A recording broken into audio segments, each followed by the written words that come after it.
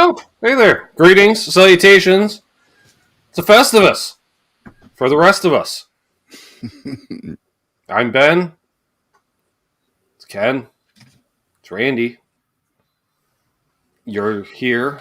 We got people. Oh, I got to turn the chat back on. That's what I forgot to do. Like, nobody's talking. Oh, there's Symmetry in the chat. I thought he was joining us, but apparently not. He's too good to hang out with us. That's fine. It's fine. We got Stephen Douglas here. We got Ferd Burful. We got Stephen Monk Michelli. Gear Junkie 35. Of course, our music in law, Ryan Hall. With Mom, I believe. Michael Krause. Dennis Ellis. Dave Chase. Terry's 3Gs. Devil's Horns. Alien Head. Rob Blackmore Official. Digging out from all the snow. He's complaining to me the other day, Ken. So he phoned, oh, it's snowing. I'm like, you're fucking at Cape Breton in December. I'm surprised you can see outside. You only have snow up to your first floor windows? It's nothing. Hit me back I when... can proudly say no snow here. No snow here. It's been raining all week. Who else we got here? Elbarge is here. What's up, Lee? JP Page 2. Herb of Fireside Studio. Martin of L&M Guitar Corner. Thanks for having me on for part of your Christmas hang. First in the chat was Zach Thong. And we got also Billy Baloney, Eston Ray, Eddie Fay, because they rhyme, Eddie Van Haskell, all the Eddies. Frank Achille, what's up? Mississippi. Tom Raines. Trev finally figured out how to log in or something. I don't know. He's expecting me to put him in. I'm not putting him in. Michael B. Live, who's going to be my first guest of January. Well, he and his band. Stephen Douglas. All right. Well, here, fine. I'll add you. He won't add himself. I'm typing, Ben. I'm typing here. There's the legend himself, Quentin fucking James. We got Ryan from MoU812. John Deshane. I see. Oh, that's why you're typing. You're like, come on, guys. Raid. I literally just tapped off that channel and jumped onto this channel. And I'm going to sense you had a good time over there. We had a good afternoon. I'm sensing slight imbibement of the cold snack variety, Trev. I think you're holding in here well because you're at least 3 hours in. If I can cover it and put it this, can you guess that beer? Yeah, it's Miller High Life. Miller High Life. Dude, I got the hat. Everybody. Well, it's not tonight. I have the hat, but you know I have the hat. I'm well aware. All right, so I think I got everyone there. Cool. Oh, Mr. VHB. Is that Bruce? I'd like to point out that I did not have any technical difficulties logging in today. Yeah, we could actually hear Randy, and Randy could hear us. It's a Christmas miracle. Hallelujah. Yep. So, so that's what's going on with that. Also, membership drive tonight, folks. We're going to hope for at least 10 new channel members tonight. And I'm giving away gift memberships as well. So I'm giving away at least half of them. That's so you're looking at 15, new feature, Ben. That a host can give out some random memberships. I mean, can you target them or are they random? No, it's the same as like when you buy, it's just random. We do have a first question of the evening. Let's see here. He says, whatever, Lee asks, whatever happened to Hash? Still around? Yeah, a little bit. Right here. As everyone on That's what it looks like today. There it is. Oh, see, it's the tiniest. I don't do it anymore myself because it's a hassle. More of a hassle than...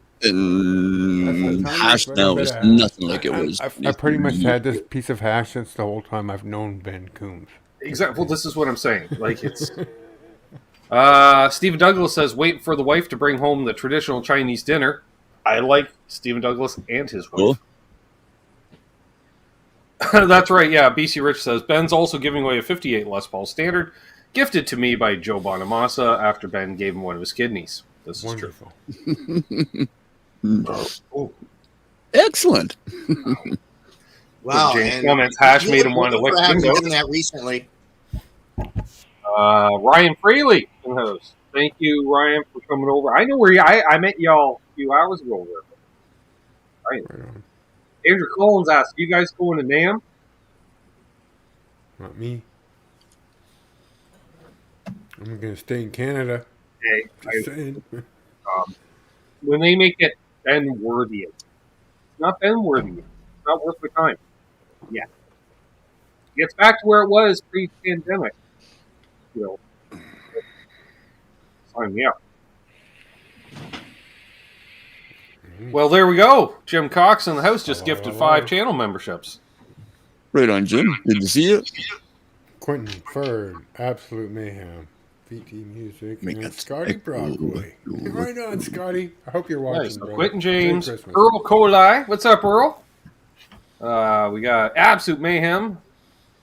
So 2 moderators were gifted memberships. All right, well, that's fine. VT Music and Scott Brockway. Very cool. Very cool. And yes, Marty partial way there. Well, Scott's not already a channel member? He was and currently is not. He went into lapsed. Same as Absolute Mayhem lapsed. Next time I lapse, you might have heard some tone in my voice. That's just because the guy still hasn't picked up his flying V that's been here for months on end. So yes. No, but I will be giving away a Telecaster when I reach 100,000 subs. That was agreed upon. Which Telecaster? Oh, you know what? I'll give away an American Tele. Not one of mine. I'm not getting one of mine. I recommend that American performer with a humbucker, like the one that I have. Mm-hmm. I was thinking a professional too, with the latest what are those? The V-Mod pickups in it? I can't remember. Ken's hair does look a little blue, John. So it's not just me? Here. I mean, I was going to say something, but then I thought, shut up, you're just drunk. Oh, yeah, BC Rich gifted out a membership as well. Maybe I fell on that as well. And it looks like Jamal Kareem, in fact, won that membership. There we are. Give it a little more time. Let a few more people come on in. Jeff K's here. I'll be giving away a flying. Yes, I'll be giving away Absolute Mayhem's Flying V if he doesn't pick it up soon. I'm gonna go for a little. Herb of Fireside Studios back because I need it. How you doing, Herb? Trev's going somewhere. He's probably going to smoke because, the night is still young, Ken. I've got within the next 4 hours, Trev will just give up and start smoking in his room because I called that a week and a half ago.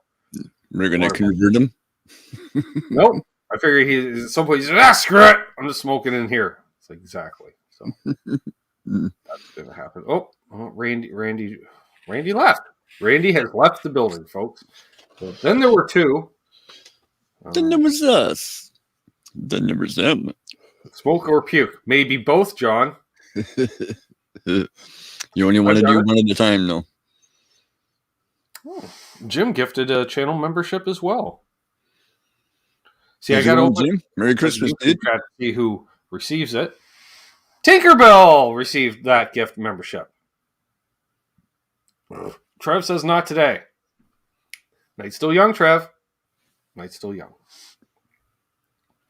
So Tinkerbell with reception of the membership.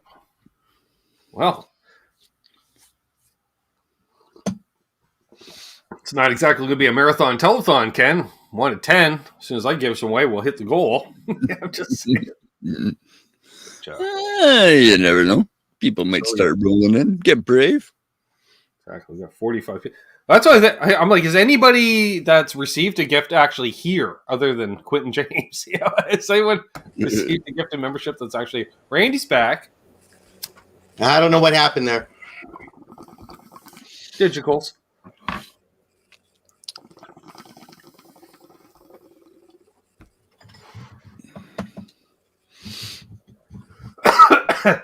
Yeah. And that can be, a Budweiser, or it could be an A&W, because we like both kinds of beer at the Water Buffalo meetings. True. That's true. And we're trying to start from all the above. Okay. This is clogged. Oh, that's smooth. Tried that before.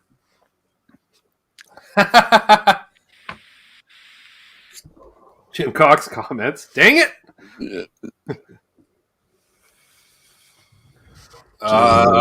When are the feats of strength? Oh, that's well, we got the pole on the corner of the screen there, as you can see. Because when I do this, you can see the pole. So, and then it disappears. We're the dancers from the theater performing arts. The local ballet troupe? Yeah. Them ones. What you smoking there, Trev?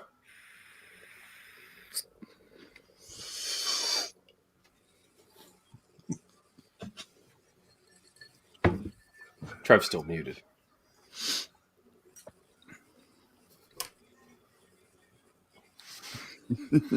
I He's got just gonna mine be so lying. long ago. I don't remember what the name of it is. You're still muted, Trev. That's what I figured it was.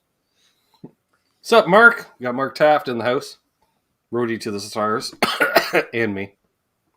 Dan of New Jersey. Dan in New Jersey. How about now? Am I still muted now? I'm just smoking some whiskey. Okay, I gotta Drinking some cocaine. Oh, Jesus, fuck is that? Do you have a plane in the background or something? Oh, there you Oh, yeah. I'm like a professional. No, I'm not. No, So I can't we hear got anybody 43 else. people Oh, watching. you know why? So please hit that like. I was hoping we'd hit 50, and I'd throw out 5 more channel membership gifts, but apparently not. We're going the other way. Oh, we're back to 45. Back to 45. All right. So I'm just going to do it. So, well, no, we're not. Because we're not even 13 minutes in, Trev. Easy. It says 12 on my watch. Just saying. Right. Well, it's 12:54, 55. 5, 6, 7, 9, 8, 13. 9. Not yet. Oh, that's. Mind you, I may have to refresh. YouTube's kind of funky that way. Especially Excuse me. I'm so expecting to spill this hot tea all over me if I keep coughing. 45. Are any of you guys familiar with the Diamond DBZ guitars? Yep. Yeah. Oh, No, I have one. Right on. Would you like to show it off? Oh, yeah, I'm ready. Okay. Just figured I'd give you more time while you're waiting. Stephen Douglas, anyone near St. Catharines, Ontario? That's about 3.5 hours from me. 3.5 hours. It depends how I travel. It'd be 3.5 hours. There it is. Yes, we know Randy loves his double cuts. Ooh, look how thin that is. Wafer thin. That is Wafer thin. Almost My like goodness. it's thinner than an SG. Right. If you told me it has a bit of neck dive, I wouldn't. I'd be like, no kidding. 3/4 inch. Jerry is in love with it. It's- BC Rich gifted It's yet not another. that heavy where you have to fight it much. So you really like it. Excuse me. Who got that one? Steve Resor. R-E-S-O-R. Steve got it. Steve in the chat? I thought I saw Steve in the chat. I don't know. Maybe I did. Maybe I didn't. I don't know. I don't know. You know I what? could try to add him. Just saying. At ST. Are you in here? Stephen Douglas. I'm getting a Stephen Douglas. That's all I get on an SD. Then no. Cheers, Stephen Douglas. Merry Christmas, Yeah. man. I hope you have a good I day. forgot to ask. Brian, I didn't want to, new guitar day now. Ryan, is there neck dive? I wasn't able to watch the whole show. I ducked out after a while. I watched a fair amount. But I wondered, is there any neck dive with the new SG? Beautiful guitar. Not with a reasonable strap. I mean, he was sitting there. And then So the answer is yes. Didn't want it. Yeah. There's no neck dive. Without a strap. Without a strap. I guess we have to ask him. You want me to send him a message? Well, he's in the chat. He can answer. There he is. Not much at all. Okay.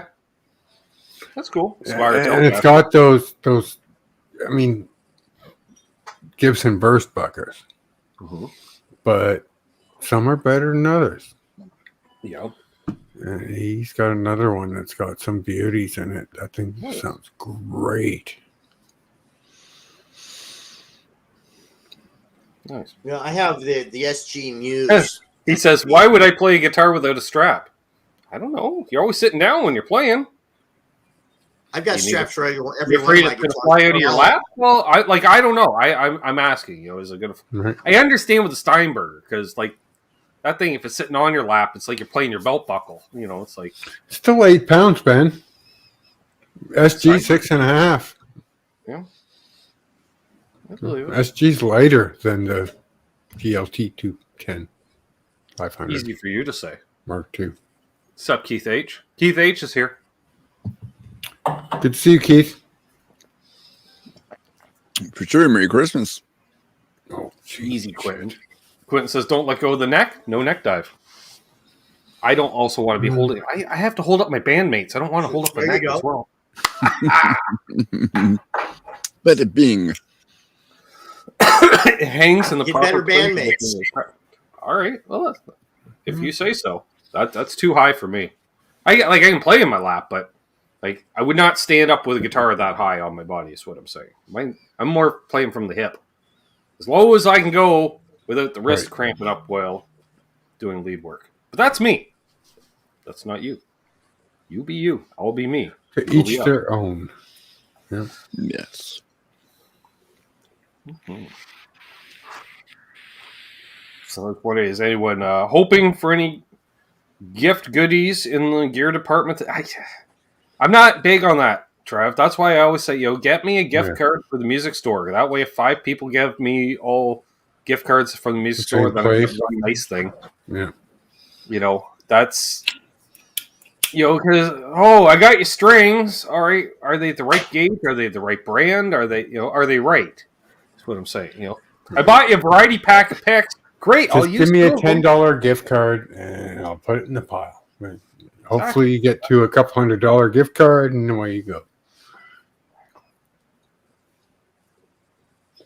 And, I still John have Shane probably asked, $18 the only thing I in listened credit. to today was the Stones "Some Girls." Mm-hmm. It's the only thing I've listened to today.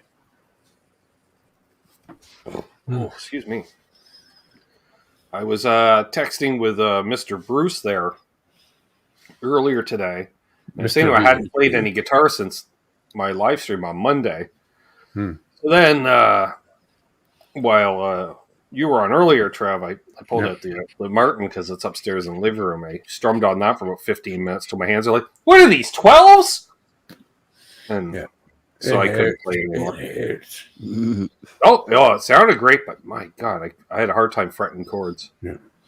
So, yeah. It's all good, man. Part of Michael the Gross is program. getting a thing to hold up a circuit board. Yep, going to solder. Nice. And apparently Bruce just says F at me. Well, that's nice, Bruce. What? That's fine. Did you send him a link? Why isn't Bruce here? I just spent the last 3 hours with Bruce. I wouldn't mind spending some more. Well, I guess he's too good to hang out with me. I don't know. He didn't ask. I don't send him a link. force links upon people, Trav. Well, The idea is like if they would like to show what are you up. saying, Ben? Not Blue Mox. Well, Blue Mox I everyone. texted Ben this morning Wayne. and said, "Send me a link if you want." So here I am. We got Wayne McConnell and Mark's Gas Station. We got 53 people watching. We're 19 and a half minutes in, so I'm going to gift out some memberships. How does he do that? Apparently, a Any fella fake can do that. membership Muzzle. gifting? There it is. Terms apply. Yeah, whatever. I don't care. Boom. Do you agree to our terms? Eddie. Oh, okay. He says it could be time to start working out. Strengthen up them fingers and hands. No, Eddie. I'm very arthritic in my hands. That's why I stopped playing and stopped making demos for a year and a half. Graphite cigars. So we got Rob Randy Baker, Price Bird. got a membership. Mark Taft got a membership. Young Mr. Radford got a membership. Dustin Miles May got a membership. Oops. Mike Dicato got a membership. Then Steve, who recently got himself a membership, pushing it forward by gifting 5 more. So Ronnie, Graphite Cigars, got one. RJ Demad one. Rob Baker got one. Tesi Switch. Tesi Switch got one. And DJ Play Nice got some. There we go. I think at least half the people tonight are former members that get free extensions. Maybe that's a reminder to them that say, hey, come on and take a free ride. You knew it. So, excuse me. Rob, Melville Horns, Galeon Head, Rob Blackwell Official. Love that guy. Are you aware that your 2 can share a match? Yes. Planned it like that. No. Now, I recently canceled my Disney subscription that I got when that Beatles thing came out. Right. So I've been paying for it this whole time, never used it except for that. I just recently canceled that. I guess it's those lifestyle choices. Exactly. Keith is good for an A+ one-liner. At every hang, every show. I'm not saying he'll only speak once, but there's at least there'll be at least once, Trev, and it. He'll just, and it's just like a silence in the room because it's like there. Right. I love it.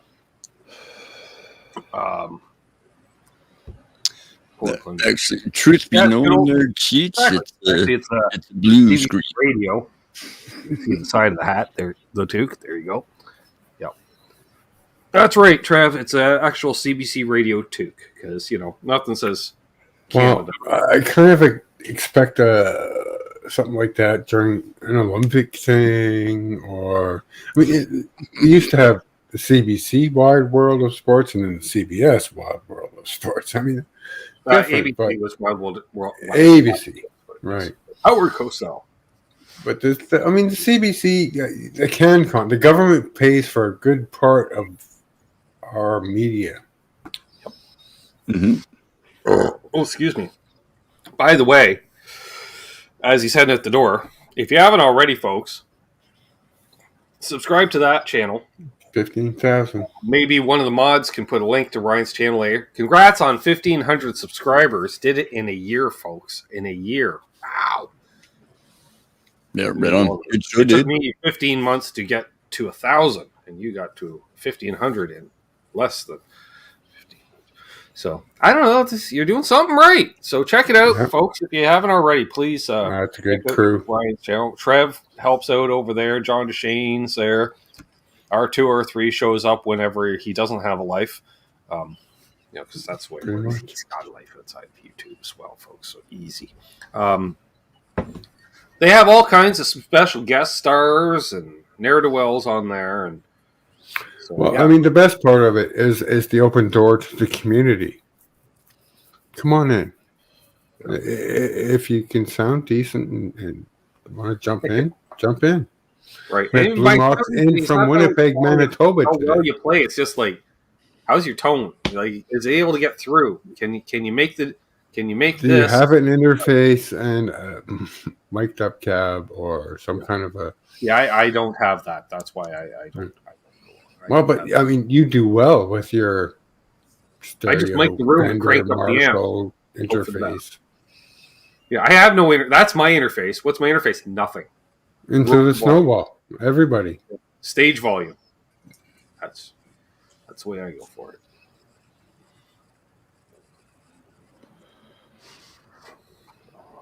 Yes. Awesome. We've more than exceeded the channel membership already, I think. We got 5, 6, 7, 8, 18. 18 new channel members. Right on. Wow. Hopefully they'll all stay after they're free. Well, usually it's about a 10% retention. So, I was hoping for a new retended one after this evening, Trev. So maybe we can have 2. I don't know. There you go.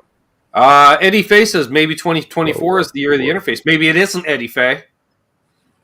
Maybe it isn't. Because we don't play that. I don't do digitals. Believe me. You gotta have the desire. He's like, why don't you get one of those? I'm like, easy there, Trav. Mhm. You know, I had a set up years ago through an actual PA system, like PA mixer board, into the computer. I could have mic'd any cabin because it was 12-channel mixer, 58 for talking on. I don't like having a mic on camera all the time. That's why I don't do an interface. I don't want to, And then I don't want to get well, then an SM7 would be nice, but then you got to get the lifting device so it actually works. I don't, so it's more money, and those things aren't cheap. You don't necessarily need to spend that couple $100 on a lifting device if you just buy a Roadcaster. Apparently, but still, an SM7 is like $500. SM7B into a Roadcaster sounds. Yeah, but what's a Roadcaster? $700-800? Canadian, they're 1,000. Exactly. I'm not 1,000. I'll just buy another fucking amp. Well, but if you're gonna spend $200 pissing on a fucking tree that doesn't even matter if it burns. I mean, you might. I don't. Just buy the Roadcaster and you're done. You got everything you need. I like that. Jay Santiago says my interface is a bottle of whiskey. Cheers, y'all. I like that. Oh, I'll drink to that. Cheers, Jay. What's up, Yetametsi Nightcat? Good to see you, my friend. I rock Zed Blues.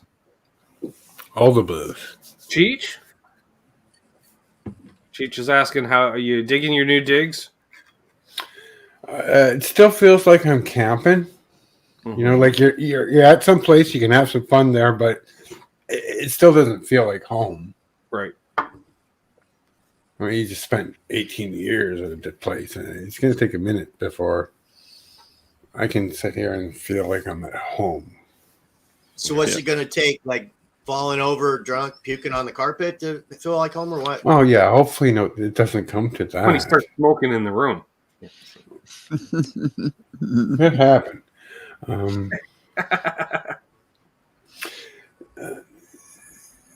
I guess when you can lay down in your bed and feel, I mean, and that's the home, that's the comfy. When you're in your bed, Feel like you know where you are. All cozy, comfy. You got the blankets on. You're facing north, south, west, east, -5.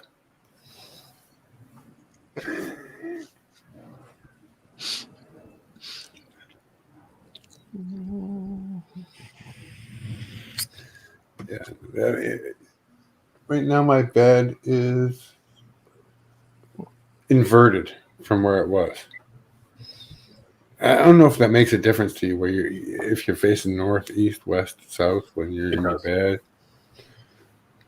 I like to have sides in my bed, so I got pillows and shit. Who needs a captain's bed? I had a captain's bed when I was 5. It wasn't big enough. You need a king size water bed. No, now we're talking. Everybody needs only half full, so he's just stuck in the middle. Just whoop. I miss mine. They are the cat's ass, man. the warm, the Mine as air well. it is, the comfy and fits, and yeah. I do miss my waterbed.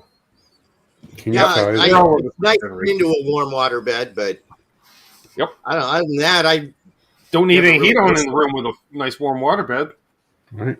It's like radiant energy. Just right there. Nice. Yeah, we got 55 people watching. Nice. Christmas Eve. In the Festivus. morning. Happy Yule. Winter Solstice. Which is I don't even have the log burning. Recent. I should Um, do the log burning. Well, you should. Too bad you can't select a YouTube video on there, Trev, because 60 Cycle Helm has one. It's 90 minutes and it's guitars they're burning on the fire. that would be too tough for me to watch. Yeah. No. You just know they're all factory seconds and just play some Hendrix. You're fine, Randy. You just play some Hendrix. Just pretend you're in Monterey. It's all fine. It's all Burn fine. it all. I still have a problem with that. And you burn a guitar. Yeah, I don't know. not all guitars are playable. Sometimes it's better to just throw them on the fire and walk away. Well, his guitars were playable. Right? Believe me. One of the best shows of his life, and I'm going to burn it and destroy it. It's like, what? Sometimes it's just a guitar-shaped object. Ultimately, it's just Especially a bunch when of you're doing fireworks. acid. I see you, Rob. I thought you were supposed to be with your family by now. Is that Devil Horns, Alien Head, Rob That's Blackmore official? Okay. Well, it's kids might. If he's got kids, they're probably in bed. It's 9:30 on the coast. It's been an You know, hour. he's ahead. He's in the Atlantic time zone, Trev. He's 4 hours ahead of you.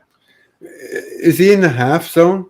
Where's that? No, that's only half. That's Newfoundland and Labrador. That's got to There's be. Laz, Maybe of course, is in our chat while driving, because when isn't he? Really? What? Laz, it's late. Get home. Go to bed. He's headed. He's going over for family dinner. It's 5:30 in the afternoon. Easy there, Trev. It's not. We can tell, Yep, that someone's been day drinking, right? It's late at night. No, it's barely evening. It's barely evening. Time zone. When does evening really start? Is it 5:30 or 6 or when is it? I don't know. Evening to me is like when it's like dusk, right? So evening to me is when you wake up from your afternoon nap. Yeah. What the hell is that? Afternoon nap. It's the most important part of the. It's like it's the best part of waking up. It's an afternoon nap. I took one today. I did not. I could have. Played football and fell asleep. I want to on Sundays. I'd love to have a nice pre-show nap, but that's not really an option because Pete's been getting long-winded. He used to start at 2, then it was 2:30, then it was 2:45 in theory, but it never starts before 3. Cheech asks, Ben, did you buy that acoustic at Long McQuaid the other day? Which one?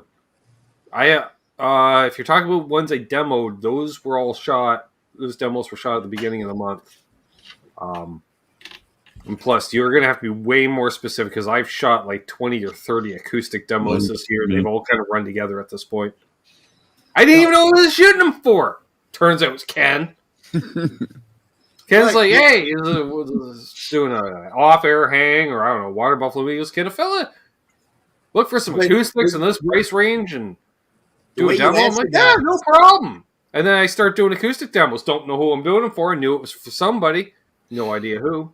And then he mentioned it. I went, oh, yeah. Oh, the funky you answer that sounds like you maybe took home a couple of those acoustics. I didn't take any home. There's a few there. I was like, oh, these are really nice playing, but I'm like, I don't play the acoustics I have. So I'm not buying another one. You know, and yeah, as nice as someone sound, I've yet to find one that sounds as good as my. So good luck. Well, yeah, it'll be another 50-year-old. Exactly. Yeah, unless I walk into a music store that has vintage acoustic guitars in there, it ain't happening.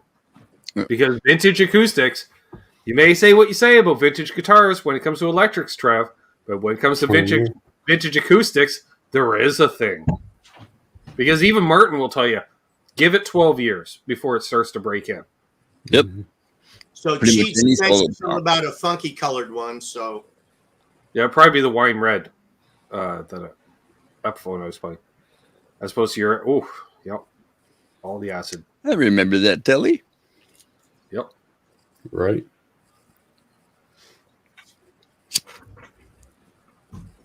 No, they did not. I didn't know. That's a wall hanger. Those Gretsch acoustics. I haven't played a Gretsch acoustic that's playable, let alone giggable. And here's my rant, folks. You ready for airing of grievances? Do it. Feed some strength first. There's Mayhem, who's now got the channel membership because his lapsed. Oh, run it in. Pick up your V, Mayhem. Jesus. Not something I would complain about. I mean, if he left his V here, I would just play it. I'm not going to play it. It's a fucking V. No. Anywho, it's being housed. Sounds delicioso. So, I don't know. Let's say there's 50 acoustics, Randy, in the acoustic room. Okay. Let's just say there's 50 acoustics for the Give or take. Give or take. Now, assuming that the percentage of acoustic owners or buyers, we'll say, are going to be gigging musicians is a very small percentage. Much like, in the acoustic or the electric guitar sales. Probably for every 10 they sell, maybe one gets ever played on stage. If that. And I'm being generous at 1 in 10. So, let's even say it's 1 in 10, Randy. 1 in 10. Okay? Then why do over half the fucking acoustics have all electronics in them? Where nobody's gigging with these guitars. Because they're all stage ready. They're all stage ready. But it's not like, you open up the face space and say, hey, what's happening in my town tonight? Well, there's 43 open mics, all fucking acoustics. No. I'm like, who's buying all these? That's like, it's got me. I have 3 with the electronics in them. Right? And how often are you playing them on stage? Well, it hasn't started yet, so I couldn't tell you. Okay. Well, there we go. All right, so Mayhem's claiming he still has no floor, so it's just, I don't know. He goes down the stairs to the basement, and it's just an abyss. Dirt. So, yeah. It's dirt. I used to live in a house with a dirt floor. Animals and critters and... Okay. But, yeah, that's my thing, because, now Cheech says it's nice to plug into an amp at home with a kid. No, it isn't, because they all sound the same. Can I sound like a Takamine from 1985? Fucking plug it in. There you go. No. A Martin is meant to be heard acoustically. A Gibson Hummingbird is supposed to be heard acoustically. Microphoned appropriately. Right. Yeah, because once you plug them in, they all sound the same. They all sound scooped and piezoed. No. Yeah. You want it to sound good with acoustic on stage? You do what Trev just said. You have a fucking microphone in front of it. Mm-hmm. La la la la. Works beauty. You can buy acoustic effects, Cheech. I played through acoustic through a full pedal board. Well, then again, whenever I played an acoustic on stage, I just plugged into my regular rig anyway, so I was playing acoustic. They had that Tonewood thing you can put on acoustics too. The Tonewood amp thing. Oh, okay, because we like to dream, Michael Cross. Michael Cross like, don't spoil my dream! I might do it. Really?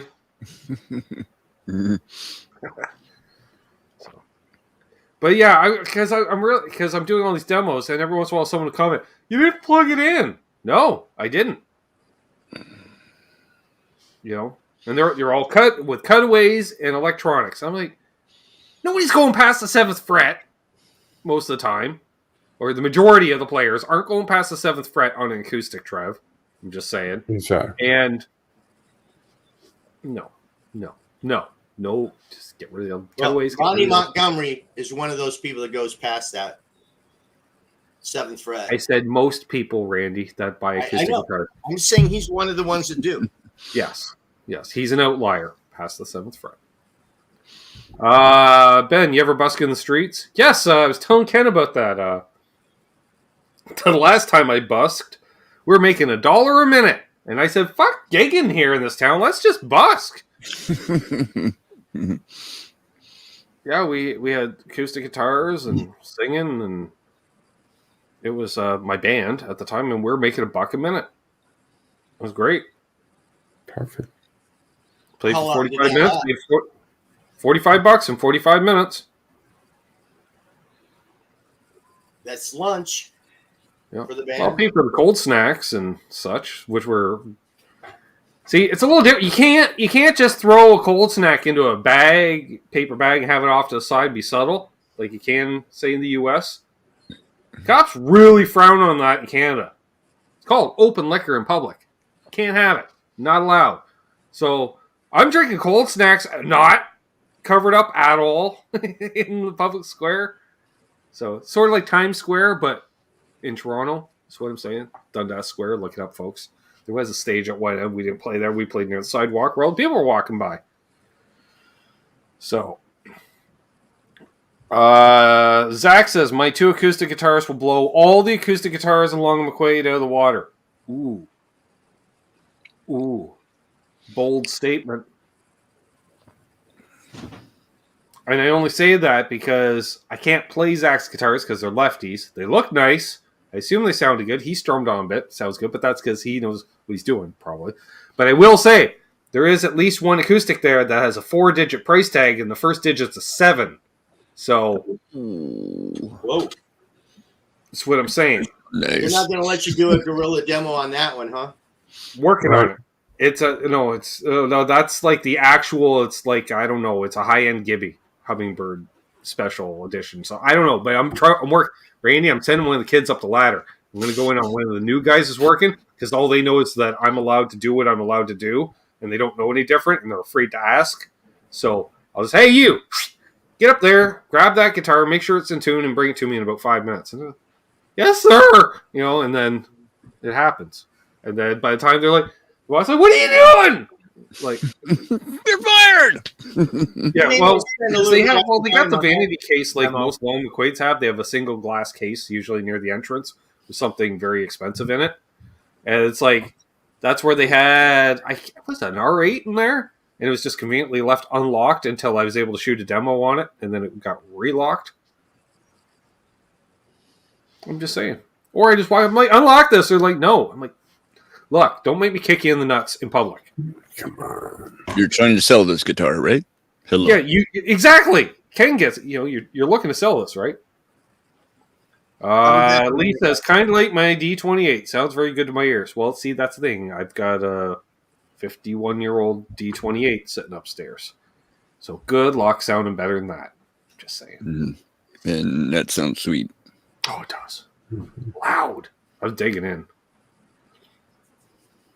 That's right. 4 digits with no decimal places. Right?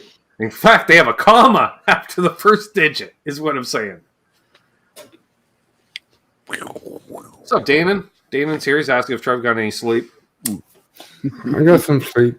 Could use some more.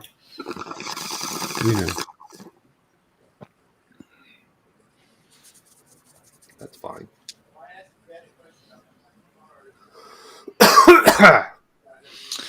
I'll be playing guitar there soon, Blue Mox. Like, I'm pretty sure I can hold a pick now. It's just a matter of grabbing a guitar and attempting to make noise. Noise is what it'll be.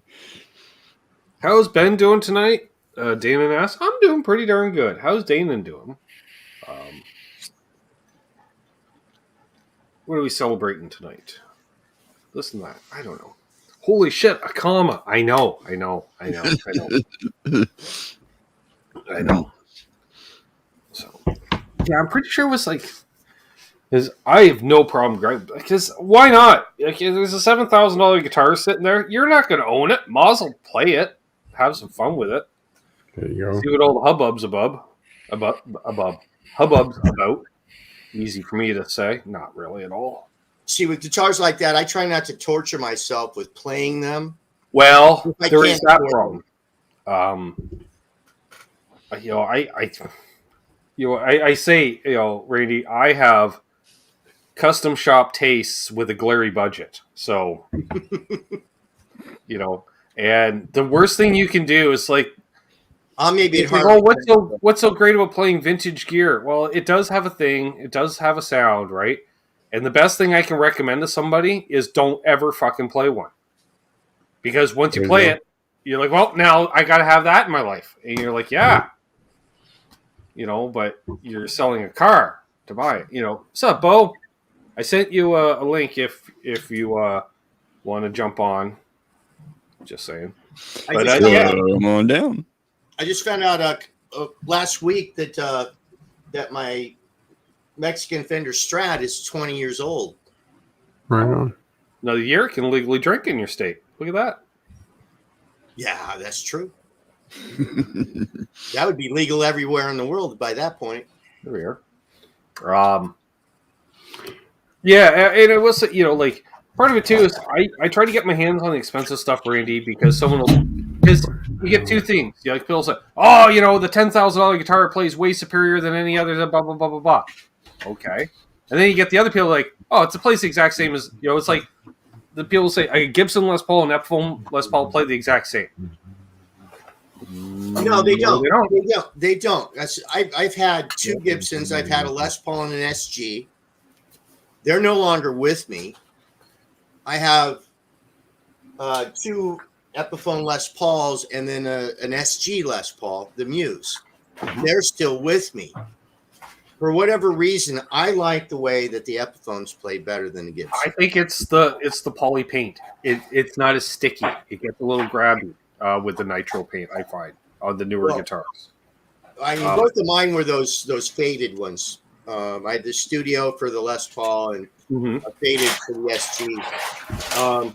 I think there you go too, because like those models are a lower end Gibson as opposed to I know you have higher end Epiphones, and you're putting more effort into the higher end during the build. I'm going to mute the guy who's apparently moving house with this camera. And I'm not one of those people who says one's better than the other. I would Gibson. From what that would be my guess is to because I'll notice that because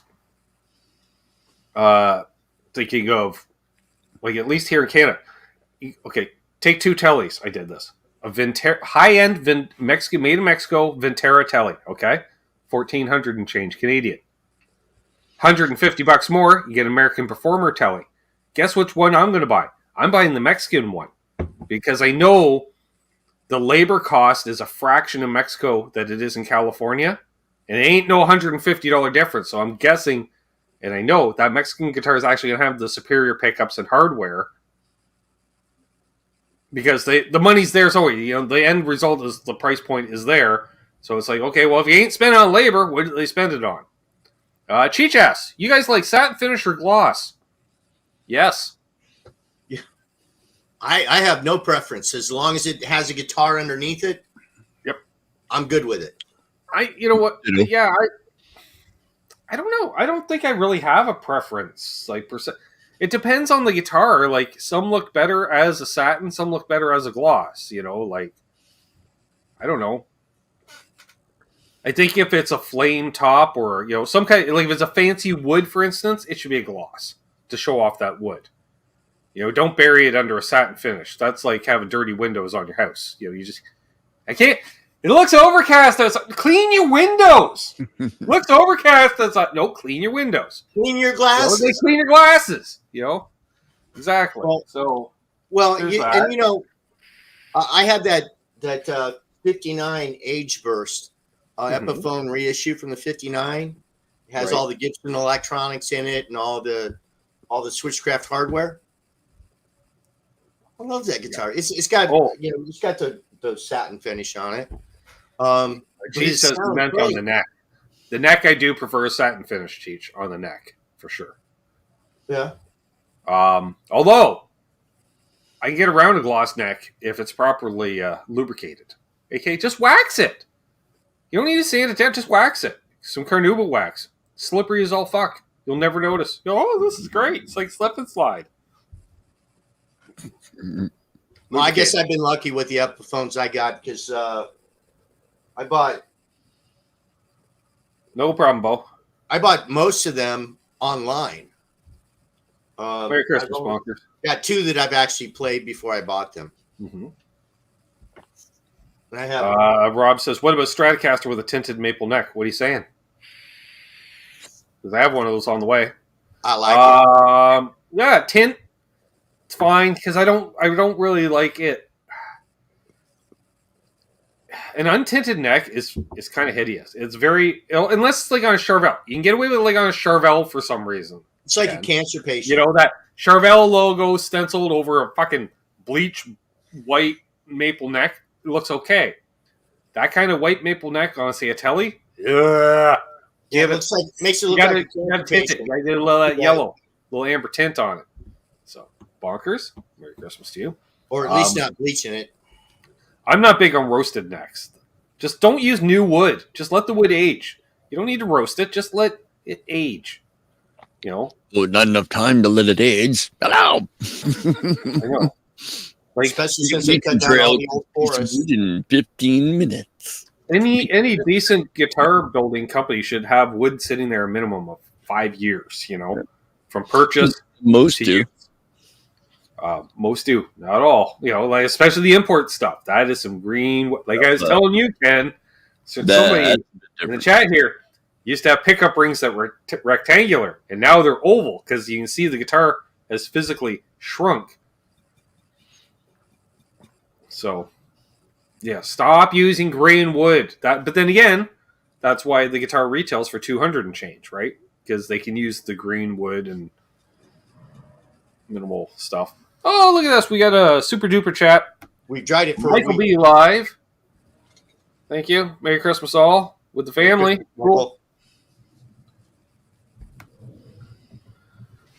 Well, you could stain it with the bong water, Jay. That is a possibility. Oh, so my granddaughter, I went to her concert about a month or so ago. Told me she wanted to learn how to play guitar. Mm-hmm. You'll like this, Ben. I gave her the hammer I bought when I went down to pick up that guitar from Charles. Nice. And I gave her my Champ 20 amp with a cable. It's a good cable. Perfect. Guitar picks and a chord book. Nice. She's 11. The whole starter pack right there. But the caveat is that if she doesn't play it, she has to give it back. Right. I told and her everybody will know she's Randy Crick's, protege because she's got a fucking double cut hammer. Sorry. They're like, hey, Randy. She's like, how'd you know? It's like double cut hammer. We know. It was the only guitar that I had doubled up. So right. Well, no, that's a great little setup, And yeah. What is it? Beast Rich 581 says, I have an Epi, Les Paul, Black Beauty, Korean made. I used to have one of them. And an LP Studio from 2014, and the quality is much the same, but you do have the poly versus nitro finish too. Exactly. And it does feel different under the skin. Mine's not. I was just thinking the Explorer because that's the only thing I really noticed that you can't. There's not enough finish left on my one telly to know if the paint feels any different or not. But I just use car wax, little bottle. It's like one of those. You're already at the car show, Randy. The car looks great. You leave home. You already got it all polished up.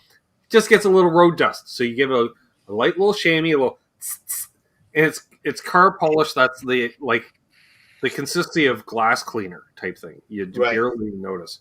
And that I just do the back of the neck with that. Wipe down with microfiber cloth. Ooh, smooth.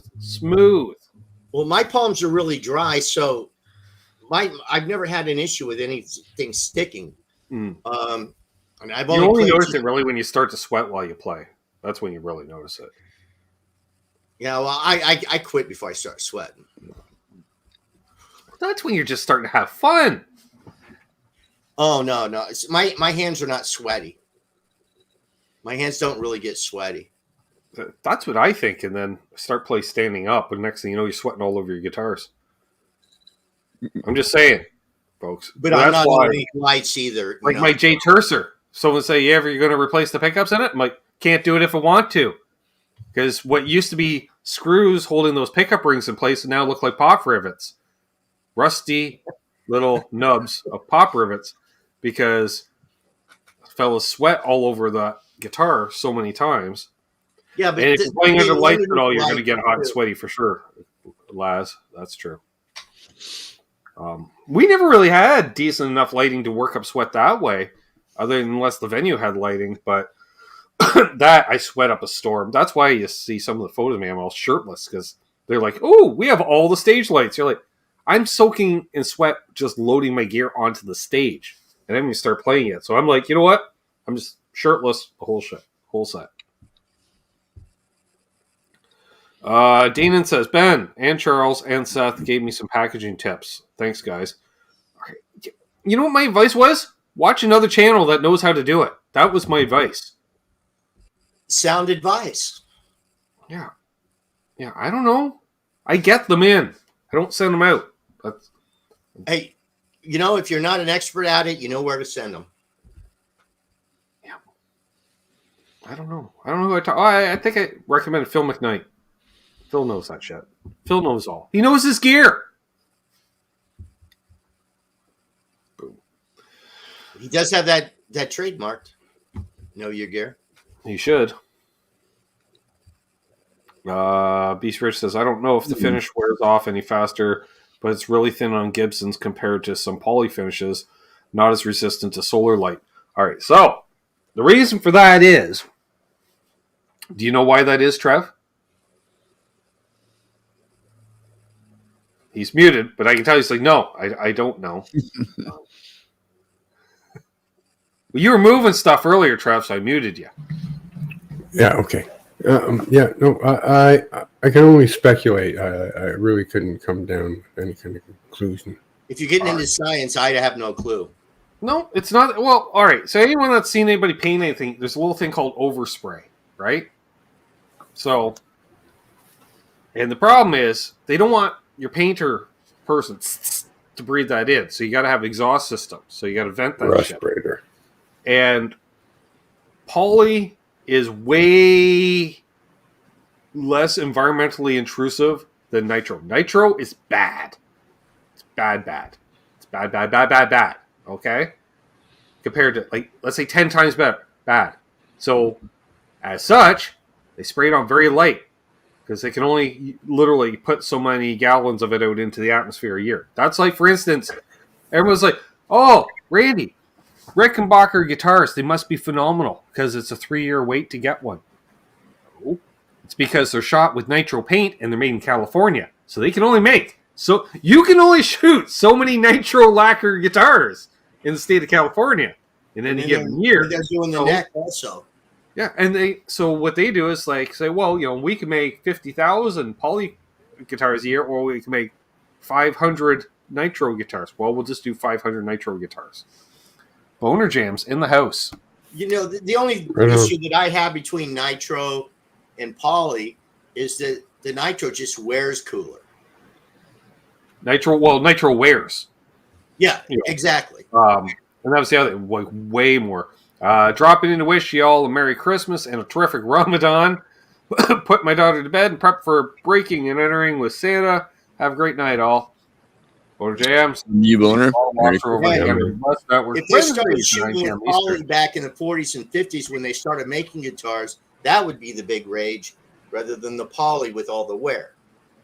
It's history. Well, and the other thing, like BC says, it is solar. Solar can eat at a nitro finish. It's very temperature. They're not resistant, but the opposite. Like, you can. That's the thing. Like, oh, don't open the wintertime. Okay, Randy, coming over to your place. All right, I'm coming over to jam. You're like, all right, let's get to it. No, let my guitar case sit here for half an hour. Now I'll think about opening it. Because if I don't, the paint's going to shatter as soon as I come in from the cold, take it out of the trunk into your nice warm house. You can do that with poly. Poly, ain't going to crack. It might crack a little, but not like when you see all that checking on a guitar. That's nitro. Nitro does that. It doesn't like temperature changes. Quick change temperature. Yeah. So my guitar never goes in the trunk. It always goes in the passenger's cabinet. Look at you. All right, I'm trying to make an example, Randy. And you just poke. He's like, why are you bringing a guitar over? I got plenty of guitars over. That's not the point, Randy. I was excited to show you this new guitar, and I show it, and the finish just explodes off of it because I didn't wait the half an hour. So that's what I tell my friends when they come over. You don't need to bring anything. I've got it all. I've got amps. I've got guitars. Yeah. So that nitro, and also the dyes they used in the 50s sucked ass. Indeed. Like, you could put a Cherry Burst Les Paul in the storefront window and it'll be a Lemon Burst by 2 in the afternoon. You play one or hey, we're playing outdoor festival. What time we go on? 2 in the afternoon. I ain't playing my fucking Les Paul then. Right. Oh yeah, back then they didn't care. It was just a guitar. Well, they didn't really know. They didn't give a shit. It wasn't a Who cares? you didn't care, Ken, because you're like, well, I'll just get it refinished anyways. Who cares? Mm-hmm. You know, Right. no big deal. You know, I understand, but I don't understand that vintage. I remember I really don't. the great debate. We'll grab as an example.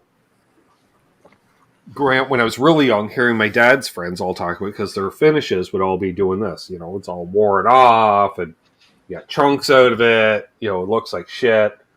And so, but the question was, do I take the finish off and risk it being a shitty looking top?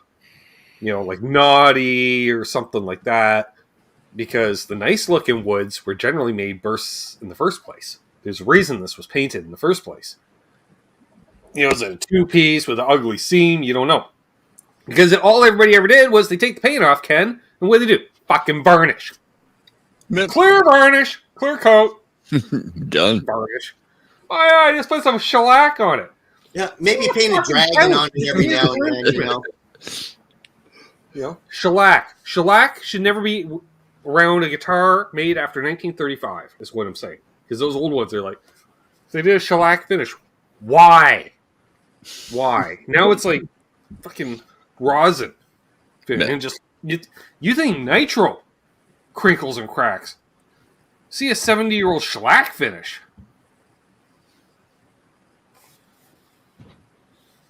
Yes, Mark has played this guitar. Is that the smuggler's guitar? Not a smuggler guitar. We were hoping it was a smuggler guitar, but it's not a smuggler. No. Yeah. I remember the video. I just didn't remember whether it was one or not. Well, we got a special super chat directed at Trev. Wake up, Trev! That's from John DeShane. And it's all caps, so I had to say it that way, you know. Oh, and by the way, I do have to apologize to Hip. She was asking me to pick up Charles's Explorer guitar while I was down there, but I just couldn't. No. I just couldn't, man. I had mine, and I just couldn't pick up another guitar. So sorry, buddy. Apparently, No worries. Ryan just Life came back. goes on, man. Okay. It's It's a wellness check, Trev. So it's a All good. membership marathon and wellness check. Yetamatsu Nightcats out of here. Have a good one, my friend. Have a good one. Merry Christmas, dude. Dana asks, he says, Ben, that 1971 Les Paul Custom I had back in 1989 stayed in tune. How was that possible?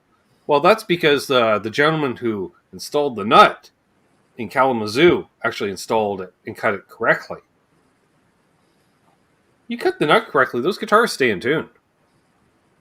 Just saying. And a little bit of lube in the G and the B Alma string. Perry says, me and the cats are here, but can't type. That must be the cats using voice to text. Boner Jams is telling Trev to go to bed. That's nice. That's nice.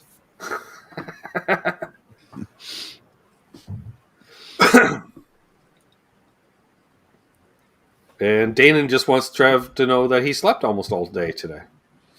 That sounds awesome. Whereas Trev was up nice and early this morning to catch Ryan over on the Charles 75 end. Indeed. Chatting with Charles. I missed my nap today. Chatting with Charles there. Charles couldn't make it himself. He texted me earlier saying, good show. I'm not going to be there. I have a life. That's fine, Charles. He missed his own show? Yep. Keith H. I missed that this morning, too. I was going to say, shh, you'll disturb Trev. All right. Cheers, everybody. Merry Christmas. Be cool, man. So what's new on the horizon for next year, Ben? What's on the horizon for next year? Year 2024 is tentatively, because we know years can go sideways. It's going to be the year of the micro pitch. We're gonna delve into the world of micro pitch modulation. Okay, now, you are leaving the opportunity to change that if you need to, right? Well, last year was the year of the Octave until it became the year of the Explorer. Yes. And then the year before that was the Dodd. The year of the Dodd. We've done the year of the Phaser, year of the Flanger. Maybe you should do semi-years. Just semi-year. Maybe. Well, no, it's more because I want a micro pitch, Randy. And that's why I've decided to do year of the micro pitch. That's So you have the eye on one in particular? That would also be known as D-Tune. That's right, Ryan. D-Tune, micro pitch. There is, so far, Ken and I went down the rabbit hole the other night, and I found one. What was it? Strymon makes one actually called the micro pitch, which looked not too fancy, so it might be affordable. But is that going to get you into those sitar type tones?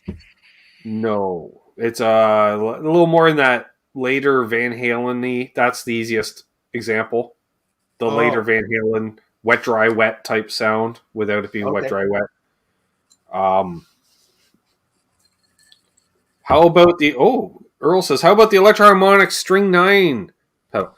Now, see, I would eventide micro pitch. Thank you, Ryan. That's what it was. But Earl, I've been wanting to get into those 9 series. Like, that'll be the year of the 9s. I'd like to do that because I want all those, but they're always seem to be a little too much money. Like when they were 200 used, I'm like, I wouldn't pay more than 100 and a quarter. And then they're 250. I'm like, I wouldn't pay more than 175. And now they're like 300 used, it seems, at least around here. So, yeah. Hey, did Lawrence come out with the new fuzz? He came out with a new fuzz recently, right? I got a new fuzz? No, Lawrence. Oh, Lawrence reissued a fuzz. Okay, so that fuzz originally came out 5 years ago, I want to say. Is that the Soleil fuzz? No, that was the Phoenix fuzz he re-released. Oh, the Phoenix fuzz. Okay. Yeah. Yeah, I saw RJ's video on that, and I'm going like, holy shit. Now Easy, John, with the Eventide H90.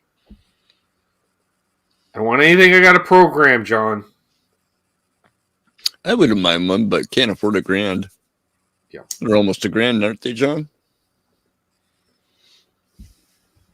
Michael Krause, you're right. EHX does need to do all the damn 9 series in one pedal. That'd be very cool. I kind of like getting a bunch of different pedals, putting them together, and try to make them sound good. I kind of like that rather than having it. Yeah, I've been trying to do that for 30 years, Randy. Oh, one of these years, I'm hoping to do it right. Well, that's why I've got so many pedals. I need all the help I can get. Well, I've only been at this for about 10 years, so you got a few decades on me there. Mr.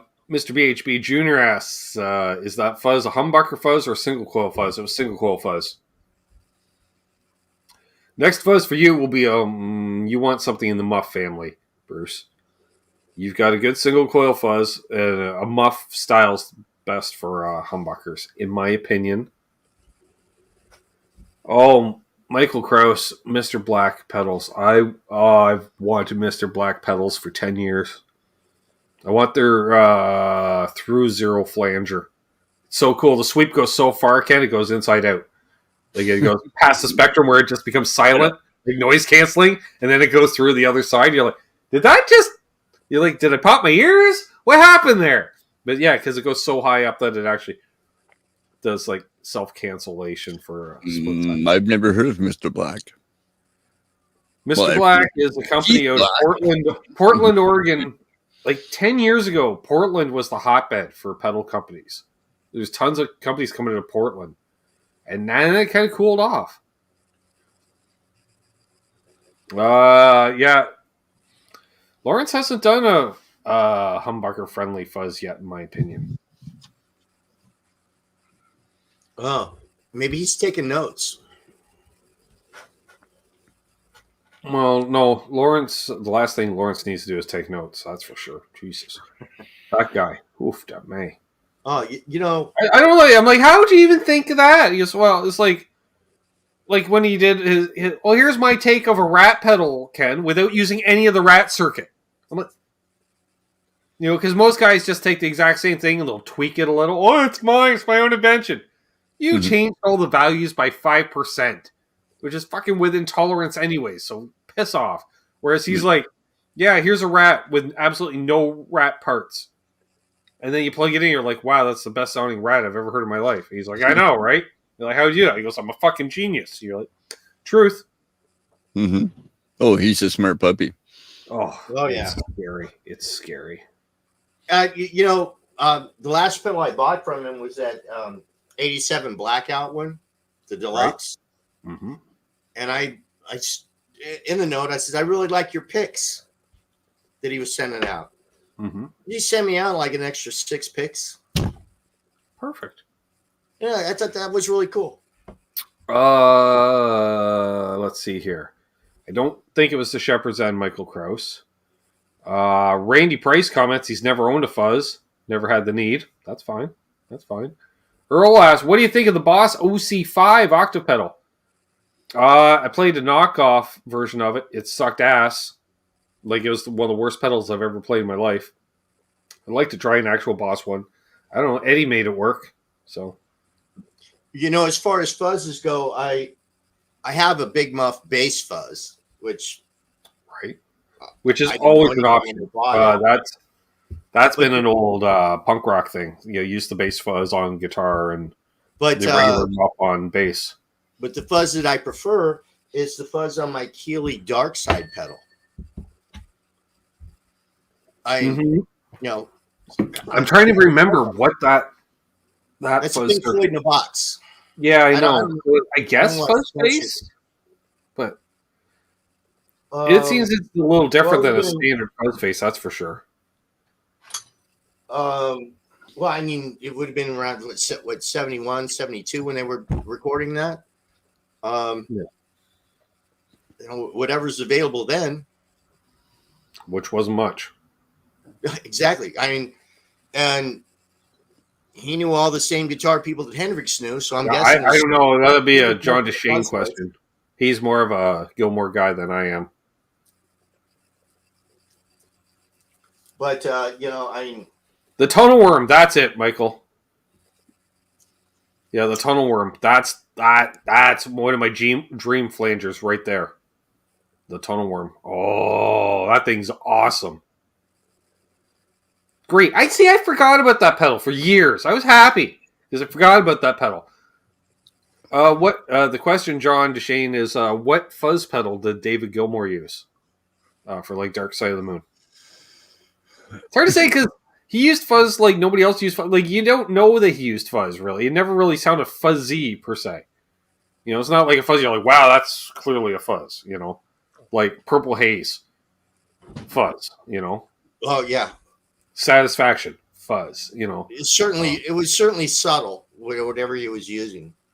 Yeah, but I think he used it like with the like with the drive down all the way, and then probably the level up type thing. So using more like a boost.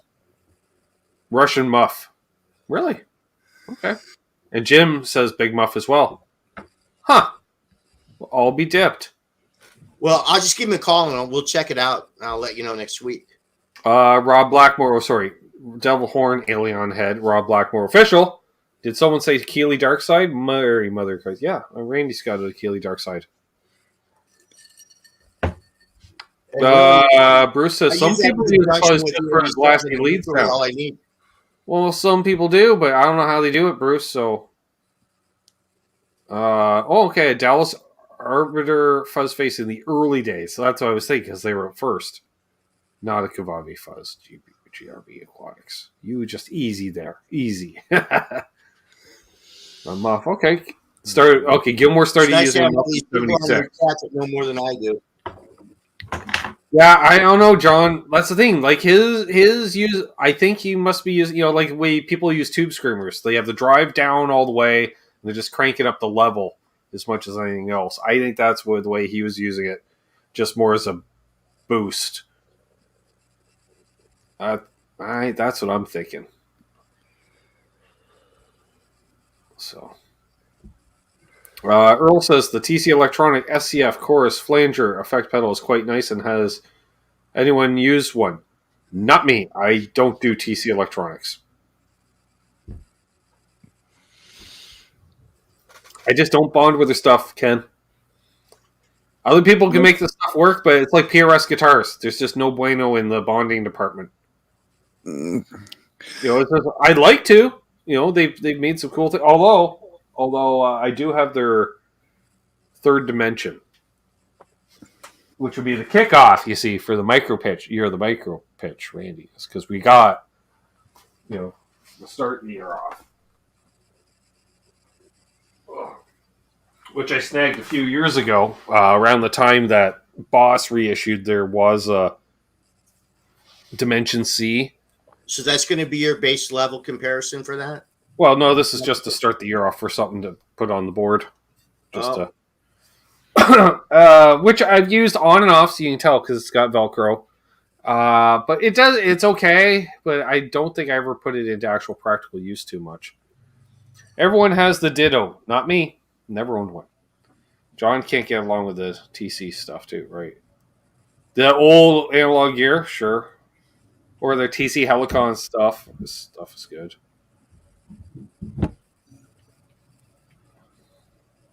Also, I got this off friends at Flipside Music. They were live, Ken, and they're like, yeah, check out.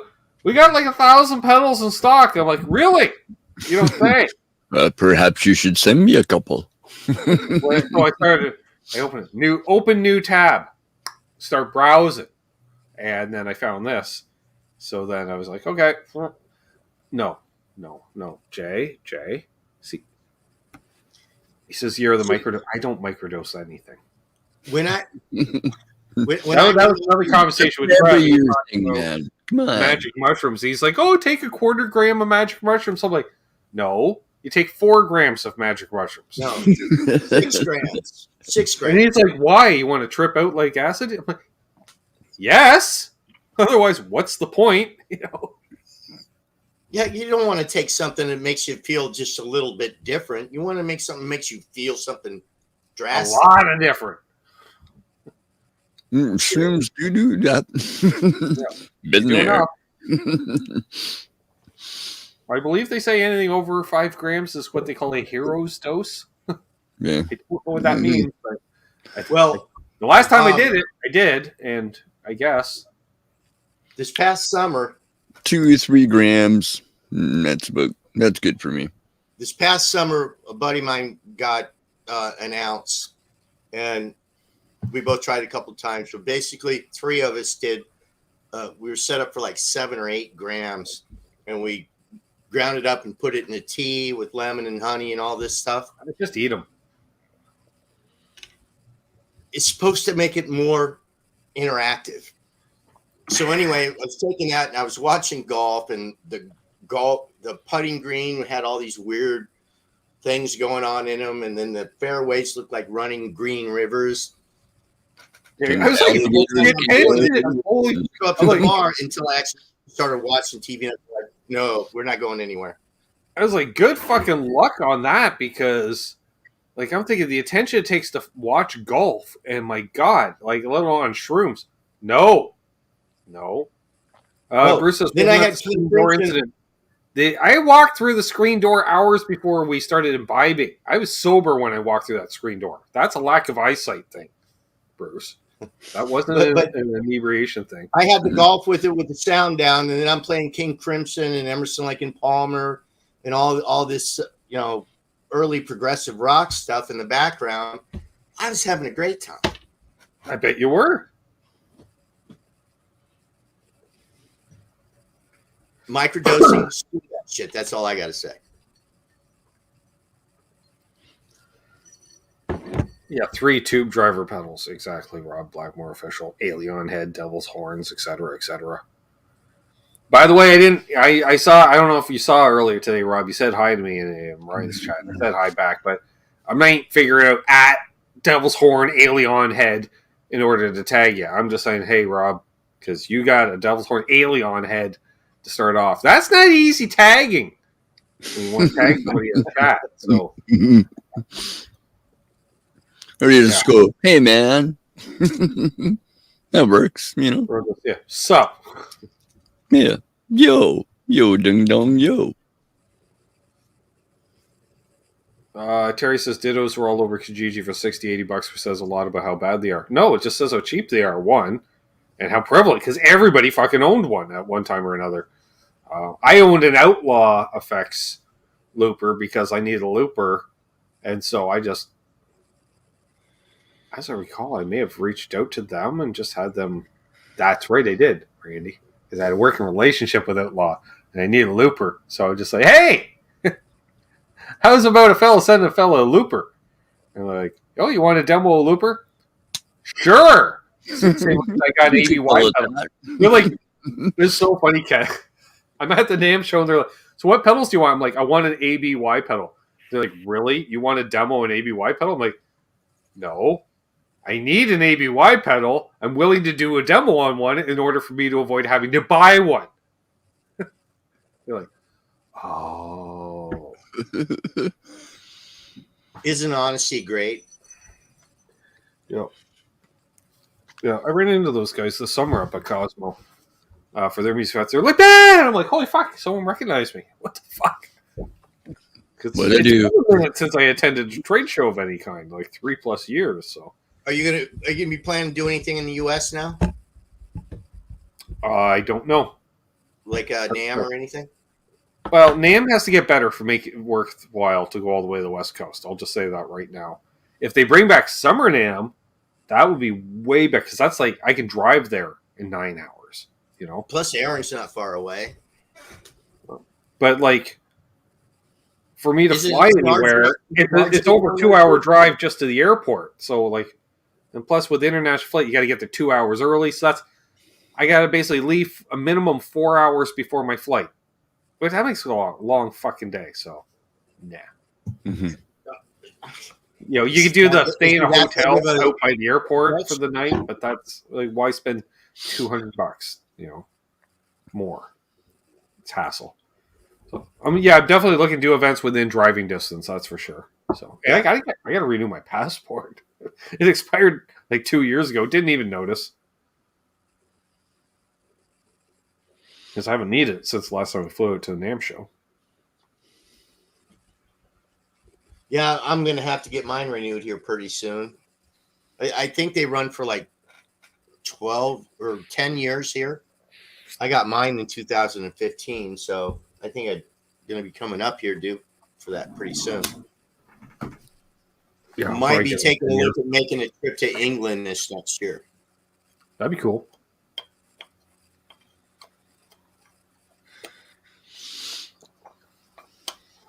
I had a friend over there that's kind of somewhat attached to the music business. That What's up, Brad Guitar Miller? How you feeling, buddy? Last time I saw him, he had like digicals hooked up to him. He's like at a hospital and stuff, and overdoing it or something. I don't know.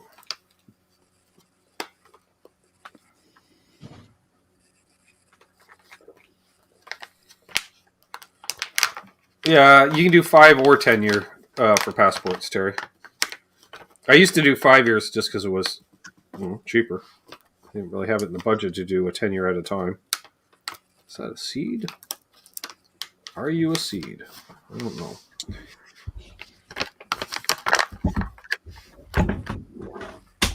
Easy. Yeah, I might have to. You know what? We're not worrying about the dregs of this bag. We'll just grab a new bag. I'm going to switch to the jackpot. Whatever the fuck that is. Jackpot. I hold it up and I get demonetized. Because that's the way this works around here. as long as they don't see a name of it, you're okay. No, it's like you just hold it up. They're like, we know what that looks like. We don't like you. I'm like, it's legal here. They're like, well, it's not legal here.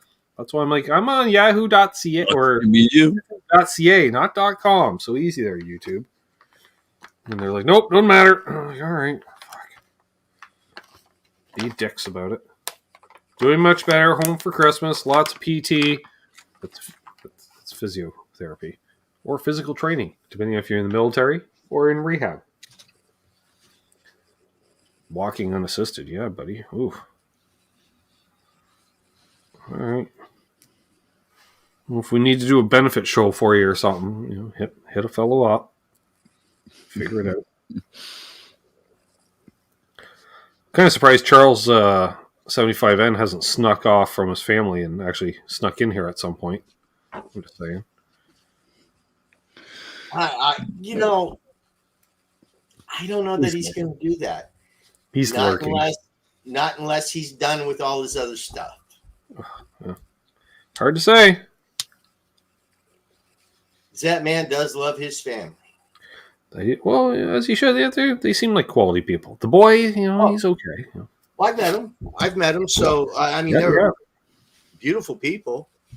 You know, it's kind of like between him and his wife, it's kind of like me and my wife. She lets me do what I need to do, and right, vice versa. And it seems to be the Well, same. that way you keep each other sane, which is really nice. Yep. We got a question from Mr. Bruce. He's like, any news on Mr. Tom? We have no update on Tom. Last time we talked to Tom, you were there. Tom hopped on the last Water Buffalo meeting.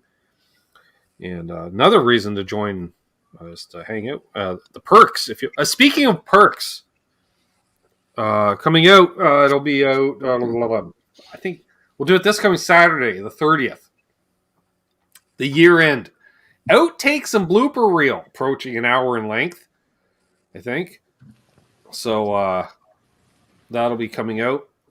You guys will enjoy. Also, you got yourself a channel membership there, folks. Take advantage of it. Go over to my channel. Not now, when I'm not live. Go over, hit the member tab. There's a shit ton of stuff out there. Unboxing videos and updates and exclusive content that the public just doesn't get to see. As well as on the community tab, or make sure you got posts available. Community posts, because those things, it's where we post the links to the Water Buffalo meetings, which the first one will be coming out not this Saturday, but the next Saturday. So that would be, I don't know, the 6th, January the 6th. That's right.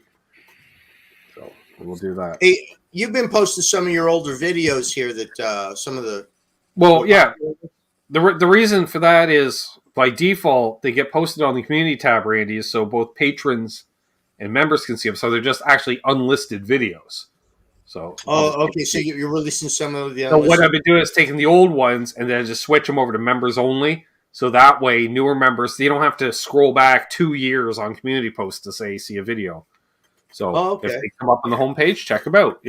So basically, the idea is that after about 90 days, everything will be transferred over to members after 90 days. So that way, Patreon feed, if it's not there for 90 days, 90 days later, it gets switched. In all honesty, half the patrons are also channel members anyway. So I thought you were fucking with me, because I'm fucking starting to go through those videos going, I've already watched this. I've already liked this. I've already liked this.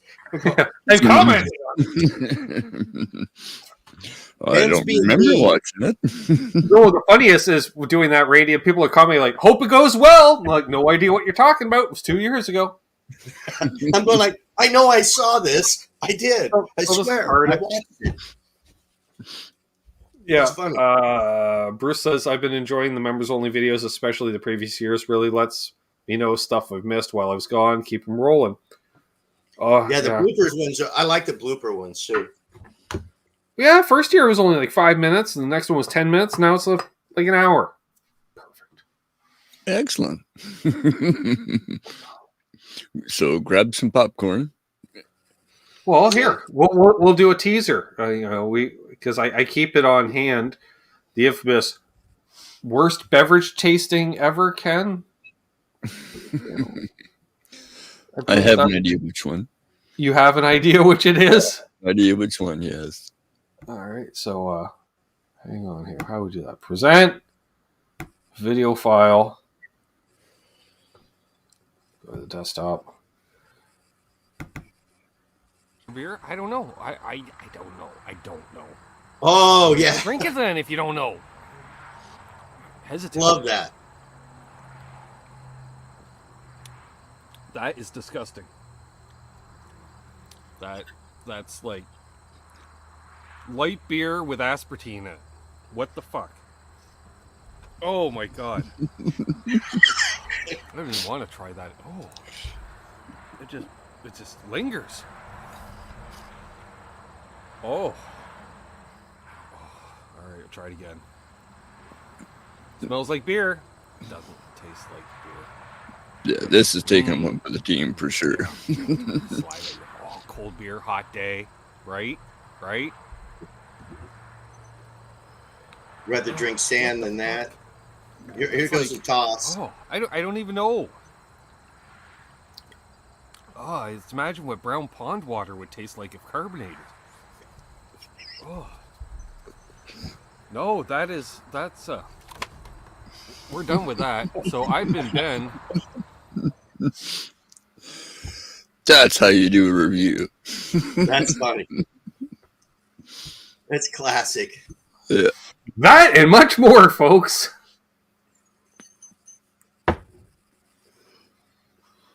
Yeah. So come join the funds, become a channel member. We've given away, I don't know, like 18 memberships. Maybe someone will just join on their own at this point. I don't know. I'll be back.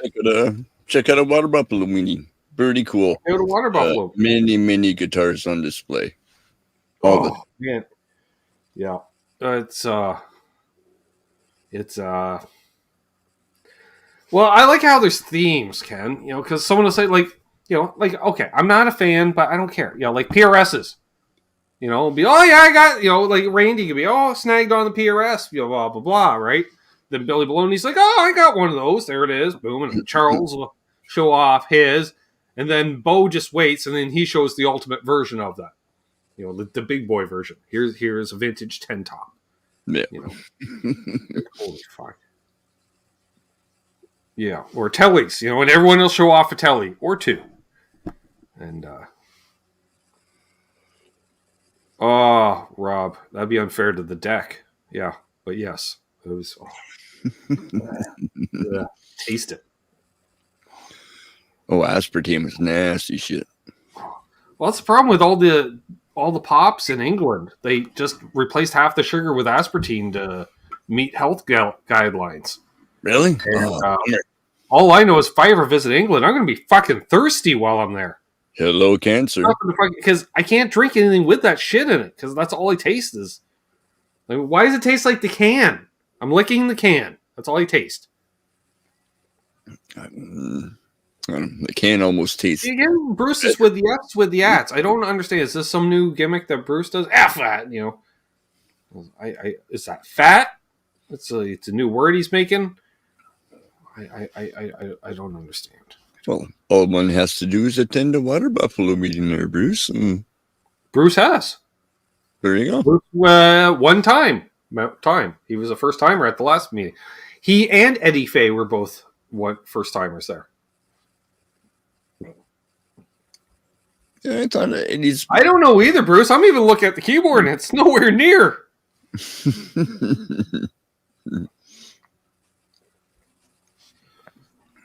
Oh, I'm starting to get some heartburn.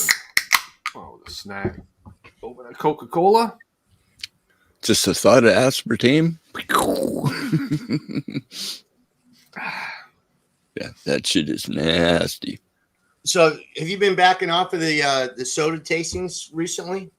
Well, considering they've been killing my channel for the algorithms, yes. Okay. Also, well, I think you'll still see probably one a month, we'll say, on a Soda Pop Saturday, perhaps. But the problem is, Randy, I've had all the good ones. So I feel all I'm doing is taking one for the team every time. And it's just like, there's like a dozen of them sitting up there in the fridge, and I open the fridge and I'm like, but I don't want to try the green apple pop. I don't like green apple. I understand. But I do it for you guys, so you guys can all giggle, hello, Ben, ha ha ha, this and this wonderful. More people would actually fucking watch them, Randy, I would do it. I'm okay with those giggling guitar videos. Yeah, well, there's that. I don't need to have the soda pop tasting. Right. Oh, maybe. Yes. There he is. The one and only. See, we talked about him enough. There he is. Hey, Bo. Oh. Hey, everyone. Good day. Merry Christmas. Merry Christmas. Sorry I'm late. I got so many people here that it's Oh, just that's quite all right. too difficult to get away. It is a holiday. We understand. Yeah. But I didn't want to let everybody down, so here I am. So what new do you have there, Bo? Nothing. I got a studio built outside. That's what I have new. Yeah. Oh, okay. What are you going to have new in the morning? I don't know. Tune in next Sunday for the New Year's Eve extravaganza, where we show off stuff that has been received. My kids did sneak in with some kind of box there. I don't know what it is, so I don't know. Sweet. About that tall, 4 foot or so long, couple of feet wide. Yeah, it's one of those little vintage Les Pauls. No, they had Jeanette. They had Jeanette distract me while they put everything in, but I kind of seen it from the corner of my eye. So we'll see. Right on. Cool. Very nice. Well, my presents What's are going on? already Who's here? Everybody here? Oh, we got quite the crowd. We still got 54 people watching. You know, Wow. a lot of the usual suspects. Yeah, it looks like it. John's here. Keith. And just a reminder, folks, I will be back tomorrow night, Christmas Day Eve, I guess. I'll be playing songs. Not Christmas songs. I'll be playing songs. What is it, Randy? We figured I play them just different enough to avoid copyright. It's not badly. It's just to avoid copyright. Yeah, just a note or two. Yeah, selective note placement. Jazz it up. Jazz it up, miss a note. Whatever it takes. Yeah. And then someone will ask, what were you just playing? Like, I don't know. You were just playing it. Yeah, I Man. What part? living in the moment. Mhm. And then playing a suggestion but not acknowledging the suggestion because you played a couple of notes different. So Well, and I like it too when someone will suggest something, because even if I don't know the song, it might, inspire something else in your head. You're like, well, I don't know that, but I know this, which might be, by the same artist or something completely different. And then I got Bo's like, here, play something like that involves talent, like some Rush or some Triumph. I'm like, easy. We'll try they and want to go with the Canadian thing, Triumph isn't too bad. See, personally, I think you should play some Big Wreck tomorrow. No, that'd be bitching. But I that would. Up What in I gotta the- do, I gotta set up my digital mixer so that it works with this computer here so it could jam. I don't That's a know how to do Ryan that. question. That's not a me. I don't know how to do that yet. So Neither do I. if it's USB, probably all you have. it is USB, but I think you have to go through the DAW to do all of that in order for it to sound good. Otherwise, it'll And probably the just go through the mic. FLCIO and all those other It unions, too. depends. It depends. Yeah. I'm assuming you use Windows. Windows might just automatically see it as an audio interface. And All right. I'll have to ask what's his Your name? Christmas- Ryan. Randy, will that's know how to do funny. this. Clearly, hip. Randy Price needs to be cut off. He's overindulged in all the eggnog because he's like, play some Nickelback, Canada's finest. No, and no, huh?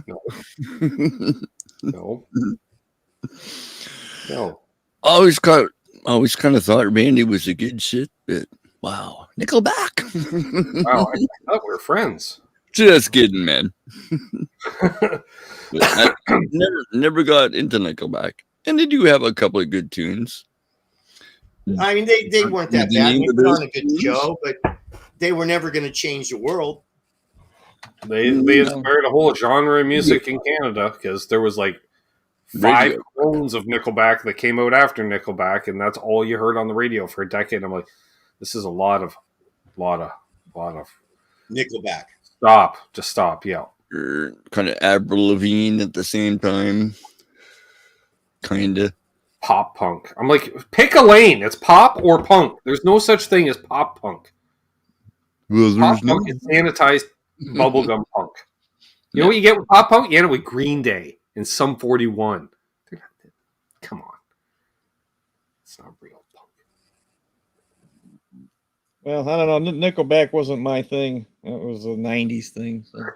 Okay, Randy's like, yeah, it's the equivalent of telling someone in the States to play Creed.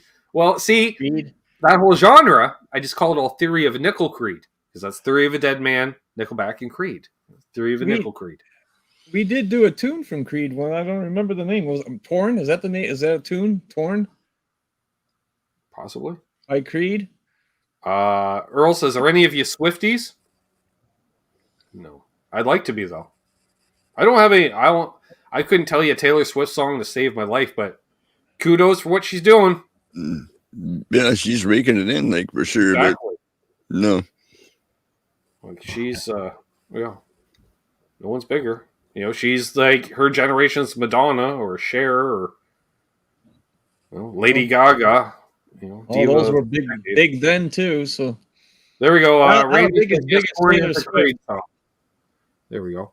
And Zach just admitted it right in the chat that he likes some Nickelback, so we can't be friends anymore. Uh-oh. That's okay, Zach. Someone has to like them. Every once in a while, I listen. The one Creed song I don't mind is "Who's Got My Back Now," or "Who's Got My Back." Randy, that's the reason why I asked, because we had a reunion in the '90s, early '90s, and we played that tune, so that's why I kind of remember it. It's got a kind of cool rhythm to it.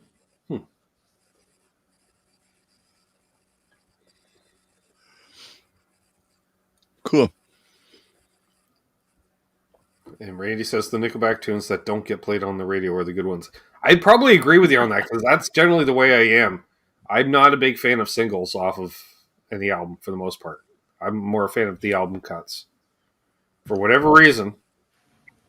Oh, me too. Me too. Give me the deep cuts. I mean, the big one for me, from, of course, Animals didn't have any radio play, but the big one for me was Dogs. Mm-hmm.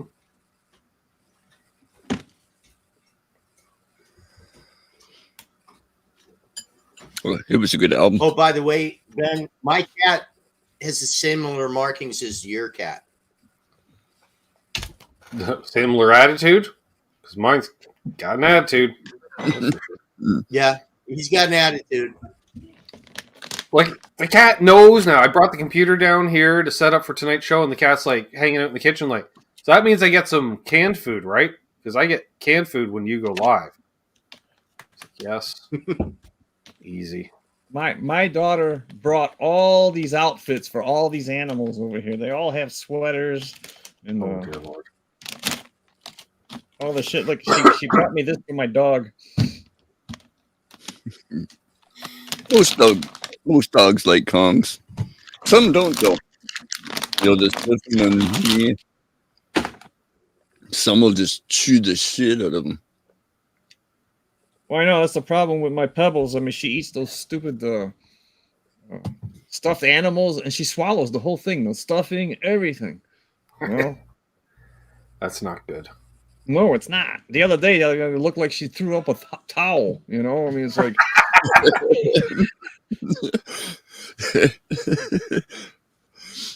That's the correct answer, Jay. He says, what's worse, Nickelback or Avril Lavigne? Yes, Chad Kroeger writing songs with Avril Lavigne, right? Canada's music power couple? No. And that was after she was with Derek from Sum 41. She's like, you know, she marries the front guy from Sum 41. Yep, right? Pop punk. There you go, right? And she wait.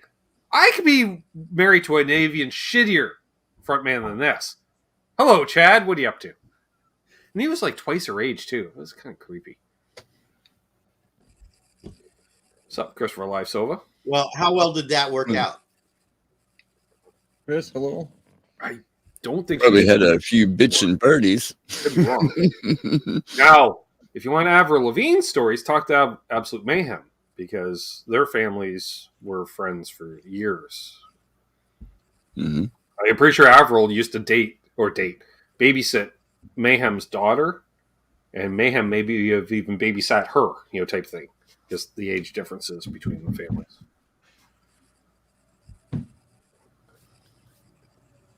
I thought it was Kroger, like the shitty supermarket that Quentin goes to, Randy. That's what I know it as. Could be, but either way. Either way. Yep. Keith, don't worry about what bands we speak of. They're not worth listening to. Just pick out anything you want that's better. Just trust me. Go listen to some Foggy Mountain Spaceship. Right, Ken? There you go. Who's that? I was listening to within the last couple of weeks was James Gang Rides Again. Very cool. Foggy Mountain Spaceship, Bo, is a trio, and they're all banjo players. Okay. Are they any good? Standard banjo player, a bass banjo, and another dude that just plays like drums on the third banjo. And they're really, really good. Like, really good. And then the bass player also has MIDI pedals, so you can do some kind of keyboard stuff with them. They're amazing. The first video I saw of them, they're covering Police's Walking on the Moon. And I played that for Ken like a couple days ago. And Ken's like, I need to smoke more weed for this. I'm like, I bet you do. And he's like, this is awesome. I'm like, I know. And Trev's just like, what the fuck is this? And I was like, yep. Huh. They're my new favorite band. Now they come up all the time in my playlist. That is pretty cool. Well, I watched The Outlaws. They're old farts now. Oh, yeah. They were great. They were. In live. I mean, this is lately they're playing. Mm-hmm. You know? It's just amazing that these guys are still that good. You know? Never saw them live. Had the album though. The one with Ghost Rider. That was like in the 70s and 80s, man. You know, I mean, that was. Yeah. These guys must be. They're older than me, so. When music was real and not digitized and AI'd and whatever it's going to be. Aligned to grid, pitch corrected. No. Back when you couldn't do overdubs. Well, you could, but nobody could afford to do it. Oh, okay. Well, splice tape. Tom Lynn comments, saw The Outlaws with Molly Hatchet in 1985. Cool. Well, there you go. I never did get to see The Outlaws. Yet. Well, they're out there jamming now. So. If what they're doing now, is that really the Outlaws, or is that just somebody just playing the Outlaws? That's all the original band members. All the original band members. Oh, really?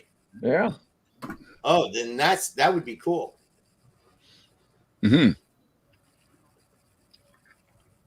And I'm with Randy Price. That's the only one I know by name that I can think of.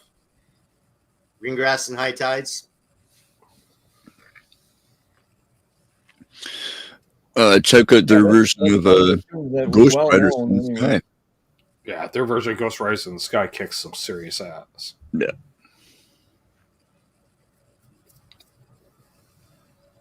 Good solo at the end, too. Oh, the reverb.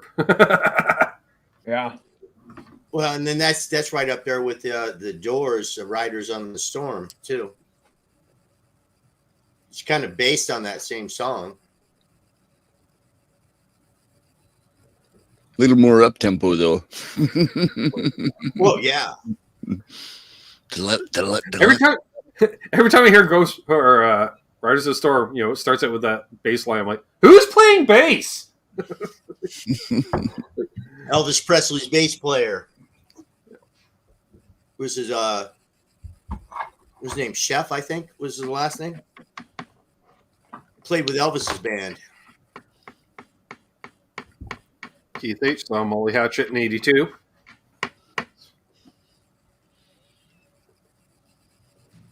Very nice. Well, folks, we'll keep going a little while longer here. You guys keep the comments coming.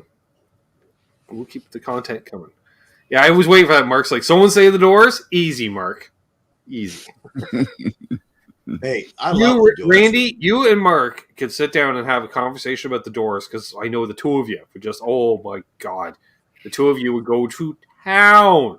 Like, if there was a way to do sub rooms on Buffalo meetings, it'd be like the two of you, like, get a room. You're like, we will. And you'd have the sub room where you just talk the Doors shit. But... Oh man, I at one point in my life, I had every one of the Doors albums ever printed.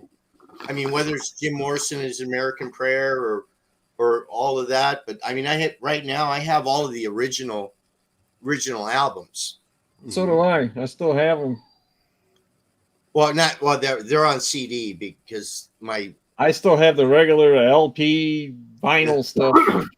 Well, my turntable is shit, so I don't buy that. There isn't, but I never got rid of any of my vinyl. Right. Jim says he saw Molly Hatchet in 1980. I never got rid of any of them. Yeah, the 70s. Someone did them in the 70s. We're going progressively back, Ken. I'm seeing 85, 82, 80. Do I hear 79? Nothing wrong with that. Yeah, that Kids in the Hall, man, that was a really, really, really funny show. It was a fun little show. I never got into it too much.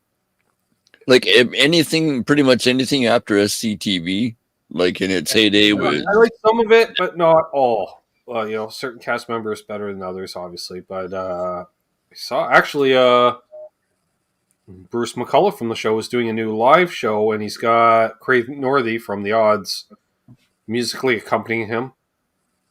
Which is funny because they put out a commercial on Instagram, and it starts out Craig's just standing there playing his Explorer unplugged, and Bruce comes over, just puts his hand right on. Easy, nobody needs to hear that. Nobody wants to hear that. What they want to hear about is, and then he makes the announcement about the live show. So I'm like, what the hell? Well, for the Kids in the Hall, for me, how much I liked it corresponded with how much weed I'd smoked that night. Okay, it just did. The more I smoked, the more I liked it. I just remember they were always on late night. You get home from the bar, Kids in the Hall was always on. It was always on. 11:30. Merry Christmas, Jim. Have a good one, my friend. Yeah, Merry Christmas, Jim. I just remember the line, like, it was something about, they were talking, it was like something, might have been involving the devil, and it was involving music. And they're like, what do you think of this band? He's like, I have the greatest hits. Greatest hits are for posers and housewives. And I'll never forget that line. Greatest hits are you don't for get posers. the greatest hits if you get a greatest hits album. You get what everybody else thought was great and not the music that was actually great. Yeah. True. It's okay to dip your toe in if you've never heard of the artist, Like, yeah, get the best stuff, and then from there, get their back catalog. But I always thought that was funny, yeah. Greatest hits were for posers and housewives. Sure. Well, I've been a poser a couple of times, I guess. Never a housewife, though. Not yet. There's still time. What I hear right now in my head is the asshole song. Well, I'm 63 years old. I don't think that housewife's going to happen anytime soon. Well, you retire, wife keeps working, and then you can be the housewife. No, she's going to retire before I do. Well, I'm trying here, Randy. You're just, again, poking holes. He's just here to poke holes. Yeah, you're trying to get me to that housewife category. Thanks, man. Trying to help you out, maybe early retirement, No, Powerball. Well, does retirement mean just playing guitar for the rest of your life? I've been doing that for 40 years. They're hip, and I'm still not any closer. Me neither. And on the other side, but, one's got to buy him you got to play to win, right? Yeah. Haven't bought one for Coon's age. So, I have this Schecter PT guitar. It's an Apocalypse Diamond Series guitar. Sure. It's a telly shape. Okay. Have any of you guys ever played one of those? No. Nope. Oh, man. They are so good. So good. Nice. Someday, maybe. Zach Thong asks, have I ever seen Don Clancy live? That name rings a bell. from like 40 years ago. So if I have, it would have been 40 years ago. Dennis L says, I have a Sun Valley. There you are. Sun Valley shredder. What about an Overcast Valley? Darker tones. Darker tone, brighter finish. Yeah.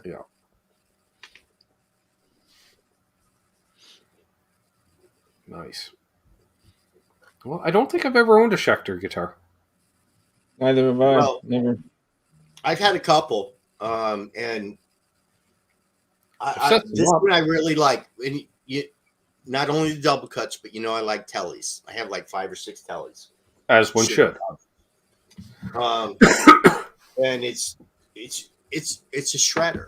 It's a shredding guitar. I mean,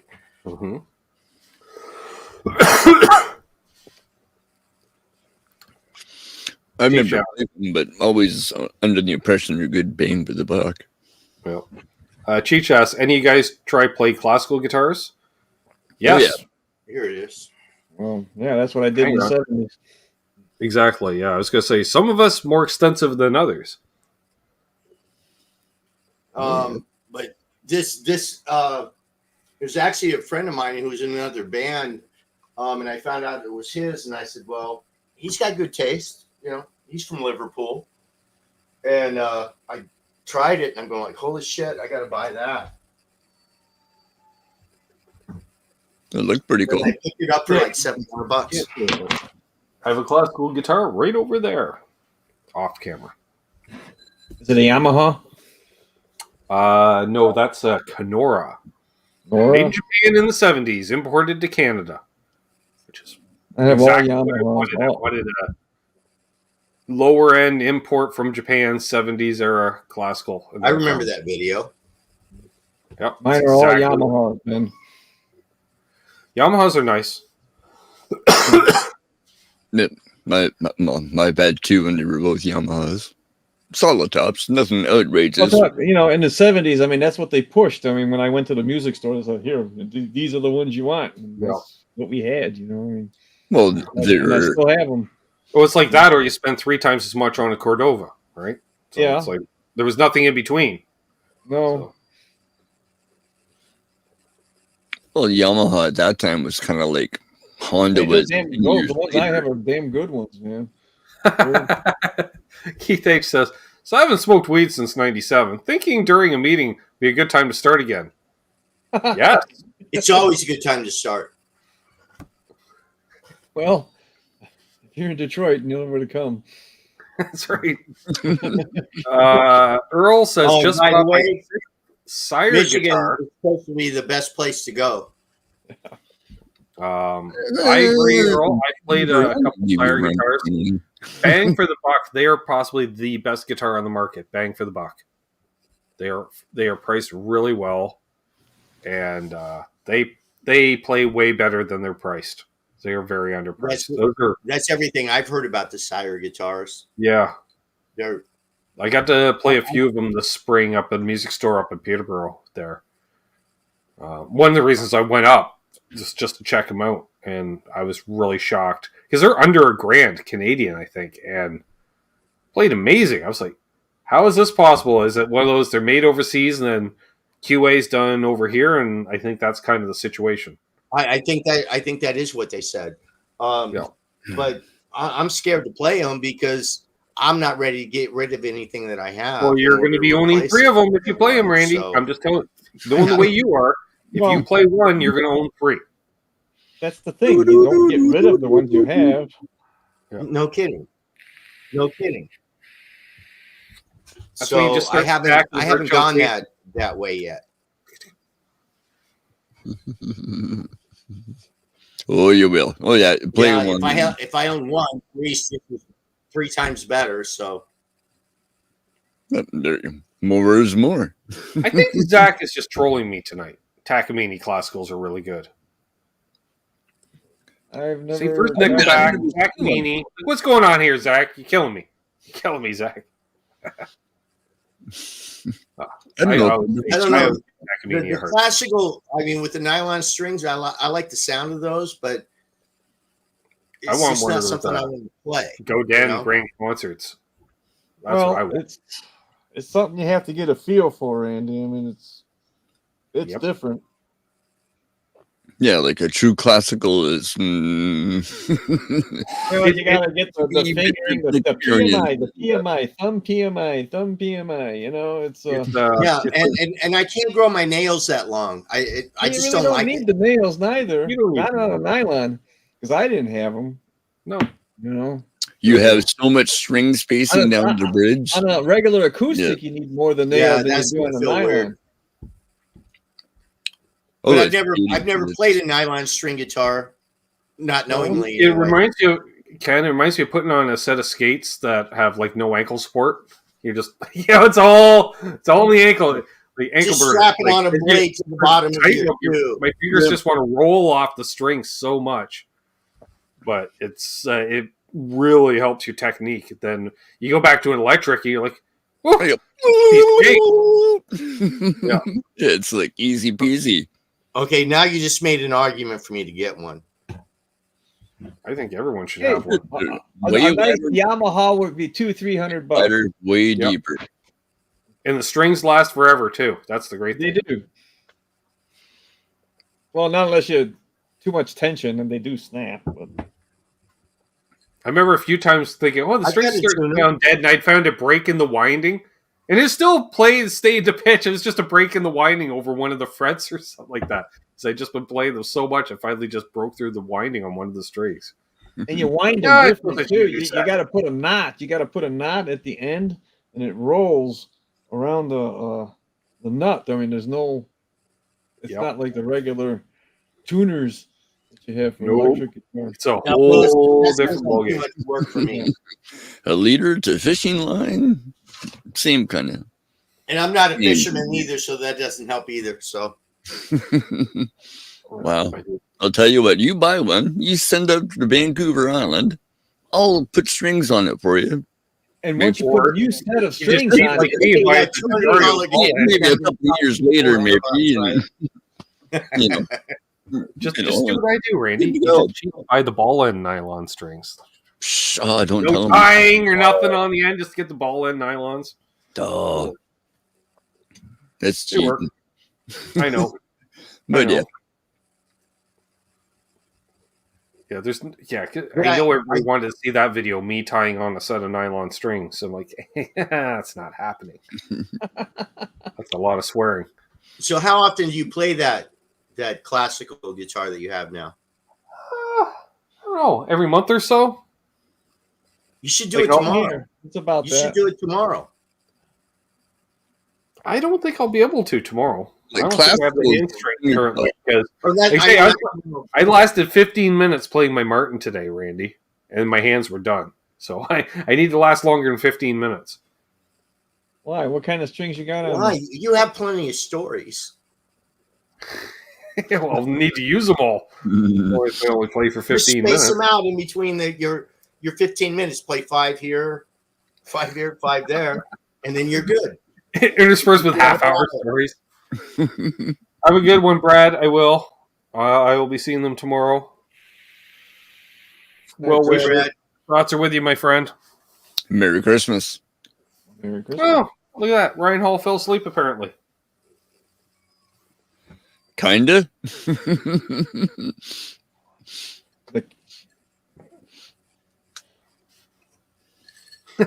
That's Ryan waking up going, who's talking? Oh, So Ben, you've tried out one of those Epiphone Carina Explorers, right? no. Like the new one?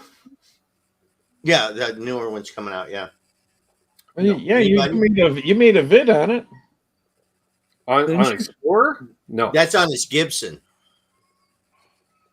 Well, I could have And sworn you did. I did an older ebony one. I haven't done the newest reissue that they put out this year, which is like the 58 reissue or whatever they're calling it. They haven't made one at the local store yet. And Yeah. the prophecy? I played the Prophecy. I've done the Prophecy one. Which I body shape is slightly different, Ken. It's not an Explorer. It is the Xterra. It's like a little smaller. 9/10. Yeah. Yeah, it's just a little shrunk, just a little bit. I was interested in those prophecies about 5 or 6 years ago. I was looking into those and just never pulled the trigger.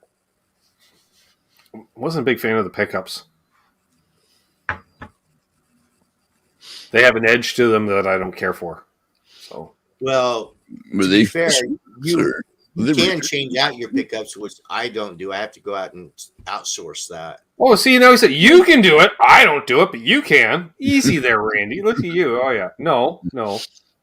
Yeah, and they're active pickups. I don't want to be pulling out all that wiring. You got a battery door that you're not going to use because I put passive. I wasn't talking about the active ones. I was talking about the prophecies that they had that were passive. Oh yeah, no, the prophecies now they have they're active Fishmans. Oh, they're all active now? Yeah. Because when I was looking at them, they had both active and passive. Yep. No. And yeah, it's the traditional and modern voicing. Modern voicing is just at a gain stage. And you can tell it adds like 6 dB. Yeah. And it's just a little edgier. Okay. Well, I don't need edgier. No. I need richer. I like a low output glassier pickup if given the option. But that said, I do kind of agree with higher output pickups on quite often too. So, I mean, when you play them clean, those active pickups, they seem to be too precise. For me. Well, yeah, that's why I like if there's an edge to it. Like say, it's not warm and fuzzy in a good way. And they're kind of revealing too.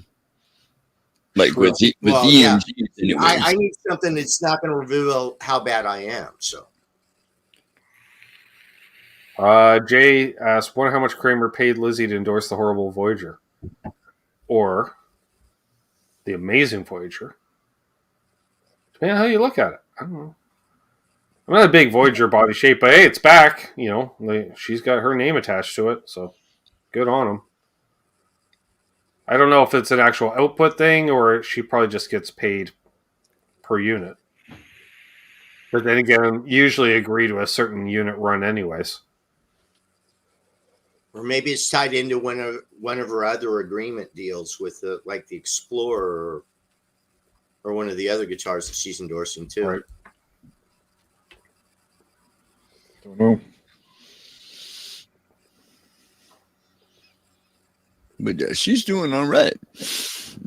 Hey, John, what are you wrapping up right now?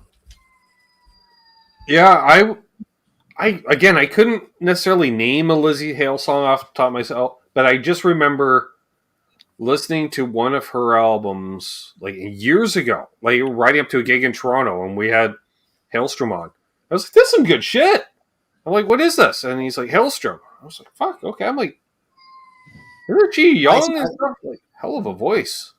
Mm-hmm. I saw her play at one of the Laser Fests, a radio station down here in Des Moines. I saw her play out there in Boone, Iowa, and the band was awesome. And I didn't know who they were. I mean, I heard of them, but I really didn't know their music, and I thought they were awesome.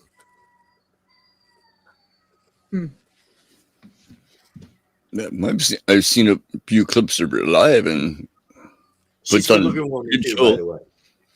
Well, which doesn't hurt. And I saw the video came out there. Like, she can quite the set of pipes, but it kind of makes you wonder at the same time how long is that set of pipes going to last. Depends on if she takes care of herself, right? True. Well, yeah. But again, I think she's kind of like a Taylor Swift. I think she's aware of what's going on. You know, she's not going to get used up by the industry at this point. You know. Nope, I don't think so. Thing going on with Access TVs also, where she's on there. She's got a show on there too. No, she's pretty cool. I like her. Just get her on as a guest, Ben. Yeah, I'll get right on it. Sure. I'll have my people contact her. Yeah. One never knows. And that might have been the same tour that Randy Price was solid too, because that was about when I took my daughter to that. Okay, good on her, right? You figure right there that, we're talking, 16, 17 years later, and she's still got endorsements and this and that. What the hell? How many people have a decade-plus long music career anymore? It seems like everybody's either been famous for 40 years or, 5 years. It's one or the other. You just have to wait to find out anymore. Most people are getting famous on YouTube now. It's not even on the radio or record contracts. Oh, no. Well, yeah, everything's changed, Randy. It's it's not like back in the day anymore. When you needed to actually have to learn how to play your instrument and perform and have a presence on stage, and what a concept! Work your way up out of the clubs. What a concept! Instead of all this shred on Instagram and look at this, the guy's super talented. You don't know. Can you play rhythm? Like all we hear is this guitar masturbation. Sign me to a contract. No, let's hear you play an actual song. Let me see you interact with the crowd. Yeah, and that's been known to fail a few times. Yeah. But the nice thing is there's still kids out there trying to do that. Oh yeah. Mm-hmm. When you're young, Ken, you can be that broody guy that just stands there staring at his pedal board the whole set. But then you age out of that. That's not cool. At some point, you're going to have to be engaging with the audience. Got to learn how to do the Max Webster splits. Yeah. I mean, come on. Jump off of an amp, go crowd surfing. No, I'm too old for that shit. I'm talking about the young guys. Young guys, you need to learn how to do that. I'm too old for that. When they get old, they can say, "I'm not doing that anymore." The closest I would get to a circle pit was them doing it in front of my stage, Randy. That's what as closest I got. I got adjacent. And the couple because I'm wireless, they're like, "Hey," I'm like, "No, I'm not crowd surfing while playing guitar." It's too old. Yeah, I have it on the computer. No thanks. Yeah, like not a chat. Leaving? Plus, if you didn't have a wireless unit, it would be pointless anyway. I'll be right back, guys. Already. I gotta say goodbyes to some people. Gigging with the wireless is convenient. There we go. I've done it a fair bit, but this is also going back 20 years, so nothing like today's technology. I've got a little Line 6 G10. It's a piece of caca, but it works for around here for what I want I to bought do. a cheap little unit with one Super of the two convenient. antennas was broken off. Still worked fine. I don't know. Randy Price says, my big thing with the YouTube shorts and reels are the super shredders with absolute shit vibrato. That what the best thing I do for YouTube shorts, if you're on a computer system, is there's an X in the corner when it comes up on your homepage, Randy. And if you click on it, it says snooze for 30 days. And I find if I do that every 30 days, then I don't deal with shorts. Because, I again, never look at the shorts. it's this guitar masturbation. I'm like, all right, play a D chord. I want to hear you play a chord. I want. Do you have any sense of rhythm? Other than don't care. Don't Play care. the intro to Dogs. Right? Yeah. Can you do anything ambient? Can you or okay, that's fine. What else can you do? Well, you do no, that's just the same thing. Different. Like play something different. Can you do you know any blues? Do you know any country? Do you know any classical? Do you know any jazz? Do you know any rock? I do, but I'm not going to play any. Jim's like, and I but thought it was I'm not going to play any of that either. yeah. Now, granted, this could all be jealousy coming out, but I don't think it is. So, but yeah, it's the airing of grievances, part of the Festivus special. Festivus Grievous. I thought Randy was locked up, but I thought he was, or intently listening. I was about to throw him under the bus, but and then he left. I kind of thought he was deeply interested. Yeah. Like, Just genuinely. hanging off my every word, apparently, but no. Can you say that again? Yes. So, yeah. So, again, I always forget I have these, Ken. So I'm going to just go, if you, where, if I go here, yeah, if you have a question. Oh, ow! Ask away. Well, maybe Randy's back. Randy's back again, maybe. Oh. Yay! What? Got a haircut too. Damn. Oh no! It's still there. All right. But I did get a haircut. Ryan's definitely awake now because he's screaming. I got a haircut about a month ago, and I got about 8 inches cut off. So it's still there. For the algorithm. Yeah, fuck the algorithm, Jim. We're having better fun. We're long form. We're long form. You know, I like the long form interview, Ken, because the first 20 minutes, once you get 20 minutes in, the shit's been discussed. The promotion, the shilling, whatever. Now you get into the real conversation, you know? Nitty gritty. Yeah. Like, then it's just like the hang, you know? I don't know if any of you ever watched question. this. Did you ever First watch of all, the Hoffman show? hang on a sec here. So Ryan, because he was yelling, my son, John Patrick. You can tell he's from the South because he's got 2 first names. Okay. Merry Christmas, everyone from Japan. Well, Merry Christmas to Japan from Canada. For sure. Rock on.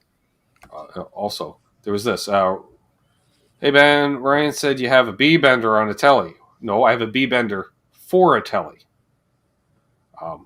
It's not installed yet. So, I don't... But I do love B-benders. Are you going to do that B-bender yourself? No. I might, but I got to source the right bridge first. So, Well, and are you going to do all the carving in the body for that, or there's what? no carving to be done. Oh, It's really? all surface mount. Oh, surface mount. Oh, that's cool. Oh, I think it's right over here. Hang on. Because I was thinking the same thing. Like, get a shredder guitar and put a B-bender in it. Yeah, but I mean, everyone I've ever seen, it had all the routing underneath the plates. Yeah. And No. Our good friends at Hipshot have developed a surface mount. This one also has drop D on it as well. So this mounts behind the bridge. Okay. And you see, this comes the back of the guitar. It's right here. You got your lever. And the lever, there it is. It's right here.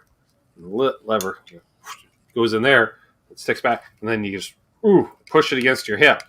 So just yeah. So they're not going to connect it to the strap. Memories. Yeah, and it mounts, surface mount, to the rear strap button. No shit. That's cool. And I love all the instructions is really not. It's just basically a couple exploded diagrams. They're like, fuck you, you're on your own, dude. That's it. All the So arrows. are you going to put that on? Probably it'll go on the 71. Put on the 71. I've got a replacement neck for the 71. No So I don't have screws to worry need to about be trying to put get into rid the of that. body or anything? What's that? You have to do any additional holes or anything? Nope. No, but the key is I need a bridge that's both top mount and through, because I don't want to top mount all the strings, Ken, because you lose some tone with top mount tellies. I don't like fucking top mounts. But so that way I can put basically most of the strings through the body still, but the ones that need to, they go out through the back, because that's what top mounts are. The balls just go through the back behind the saddle. And it shoots straight back there into the lever system, and then, I don't know, it does things. And that's what it does. Yeah. That Very sounds cool. interesting. Exactly. It looks straight out type paint, and it's just in a box. And they just have random parts, just like masking tape against a piece of paper so you don't lose them. I just put it back. All right. Hang on. Jeez Louise. So, yes, but I also don't want to show up to my friendly neighborhood luthier hat in hand with a bunch of parts and expect a bunch of free work done. So I was just thinking you were going to just show the box to him. Okay, here you go. Right here, there's a little bag just kidding, Bruce. Just taped to the bubble wrap. Sure, that's fine. I'm missing a couple of the straw things here that they're sitting on the workbench, I'm sure. But again, there it is. And you can order it through Tesi Switch, because Tesi Switch is a hip shot dealer. Use coupon code Canucks and save 15%. I'm just saying. There you go, Bruce. If you need to see it longer, pause the video. Cool. So. How heavy is it? It's got some weight to it. It's well made. So it might be stainless? Oh, no, it's chrome. Yeah. It's thick chrome on it. Well, it's going to take care of any. And also, the underside of it, Randy, fun fact, they put felt on the underside so it won't just scratch the shit out of your guitar, too. Oh, yeah. Yeah.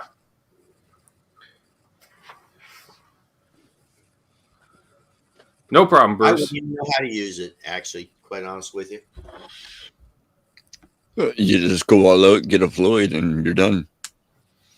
Floyd up, Floyd down. What's up, Doug?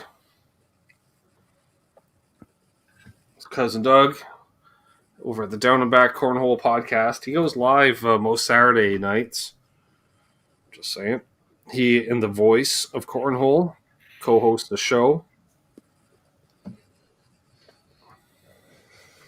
course, I'm required as a family member. I'm required to say that every time he appears in the chat. Is he still doing that ESPN type thing? You're duly obligated. Yeah, actually, he's supposed to be heading out to the west coast of Canada in the not too distant future to broadcast a tournament, possibly with Trev, who we saw earlier this evening, as his director, producer, assistant guy. No kidding. Yeah. Oh. Kinky. Problem is he's got to learn OBS. He doesn't know how. So there we go. What else we got to talk about? Not too bad to learn. A lot of it is pre-set up before you go. You kind of have to have all your shit, everything you want to do. You think I'm bad with digitals? You should talk to fucking Doug. And then from there, it's not bad. Still got your solo drift. Oh, did you shave it again? Oh dear Lord. I don't know. I was lurking for a minute there, Doug. Couldn't tell if you were wearing a hat or a do-rag. I'm hoping you were wearing a hat backwards, because white guys your age shouldn't wear do-rags. Just saying.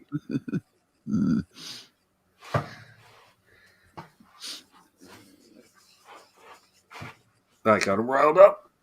Now I'm banned from family functions for the next 18 months. Perfect. Mm-hmm. All right. So what else we got going on? Oh wow, we've been going almost 2.5 hours. Maybe we'll wrap things up soon. I don't know. Is there anybody who wants to become a channel member? Membership drive. You know, I'm not going to mention all the new channel members tonight, but there's a lot of them. Yep, at least 18 that I know of. I want to, while I have the chance, I want to shout out Jim Cox for gifting 5 memberships. I want to shout out BC Rich 581 for gifting 2 memberships. I want to shout out Jim JP Page 2 for gifting out a membership. I want to also shout out Steve Rezer for gifting 5 memberships. Dude. And then I want to shout out Michael B. Live, Boner Jams, and John Duchesne and Keith H for their super chats. Hell yeah. Lights on. Not bodily functions, Doug. I don't know. Well, I don't know. Anywho's in house. That's what's going on. Wanted to thank those folks. I'll be back tomorrow night playing some songs. Like I say, not badly. We're just playing different enough to avoid copyright. And fun fact, sometimes I can read the minds, Hip. You're like, I'll be playing a song, and you'll be like, hey, isn't that song this? And I'll be like, yes. Because if that's what you hear, that's what it is. Right on. That's right, BC Rich 581, and then he's number one in our hearts. Wily veteran of the Buffalo Hangs as well. Hey, 'tis the season for giving and for avoiding relatives on live streams. Or you go live and then they show up. I.e., Justin Doug.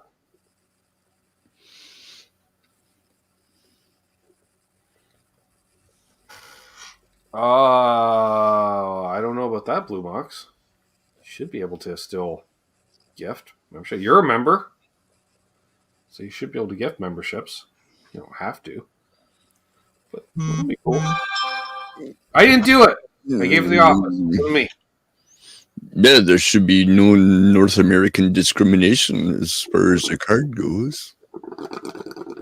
Perhaps brand of card? Not sure. Sorry, guys. I had people. And a dog. You got stuff to do, man. Well, no, there's still a lot of people here, so.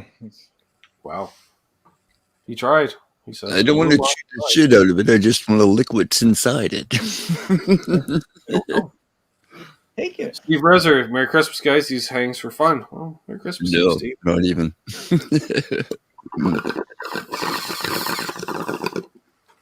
Yeah, for any of you new channel members that haven't come out and checked out a Water Buffalo meeting, come on out. These guys are generally part of it. Just You got saying. new channel members? We've got like 18 new channel members tonight. Did you really? Yeah. All right. I gave away 5, and Jim Cox gave away 5 gifts, and Steve gave away 5, and somebody's messaging me a lot.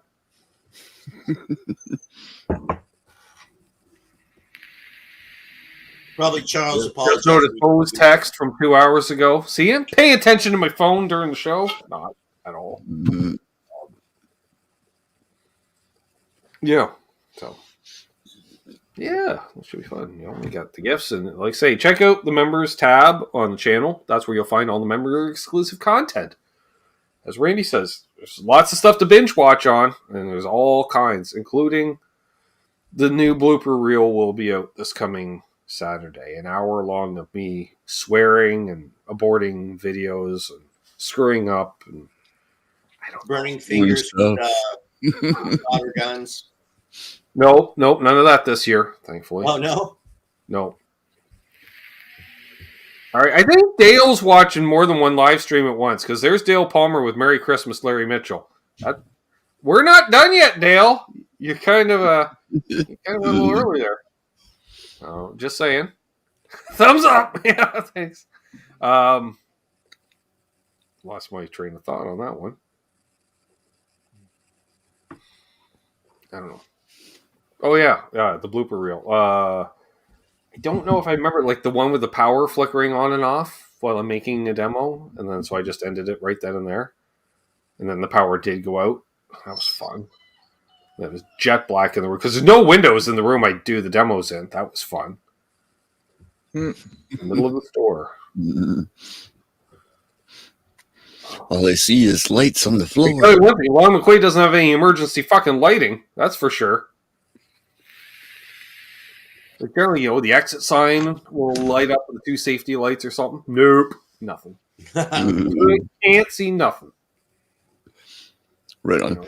Well, I'm going to take this little opportunity for all you guys in the chat who I talked to, chatted with, seen, heard of, giggled, laughed with. Merry Christmas. Yep. And Merry Christmas. Yeah, same for me. Blue Box while you're in Canada. Gotcha. Okay. I don't know. All right. Well, it's appreciated. And I forward Hip's sentiments. And let's go ahead. We'll wrap things up. It's 2.5 hours. It's fine. It's fine. Back tomorrow.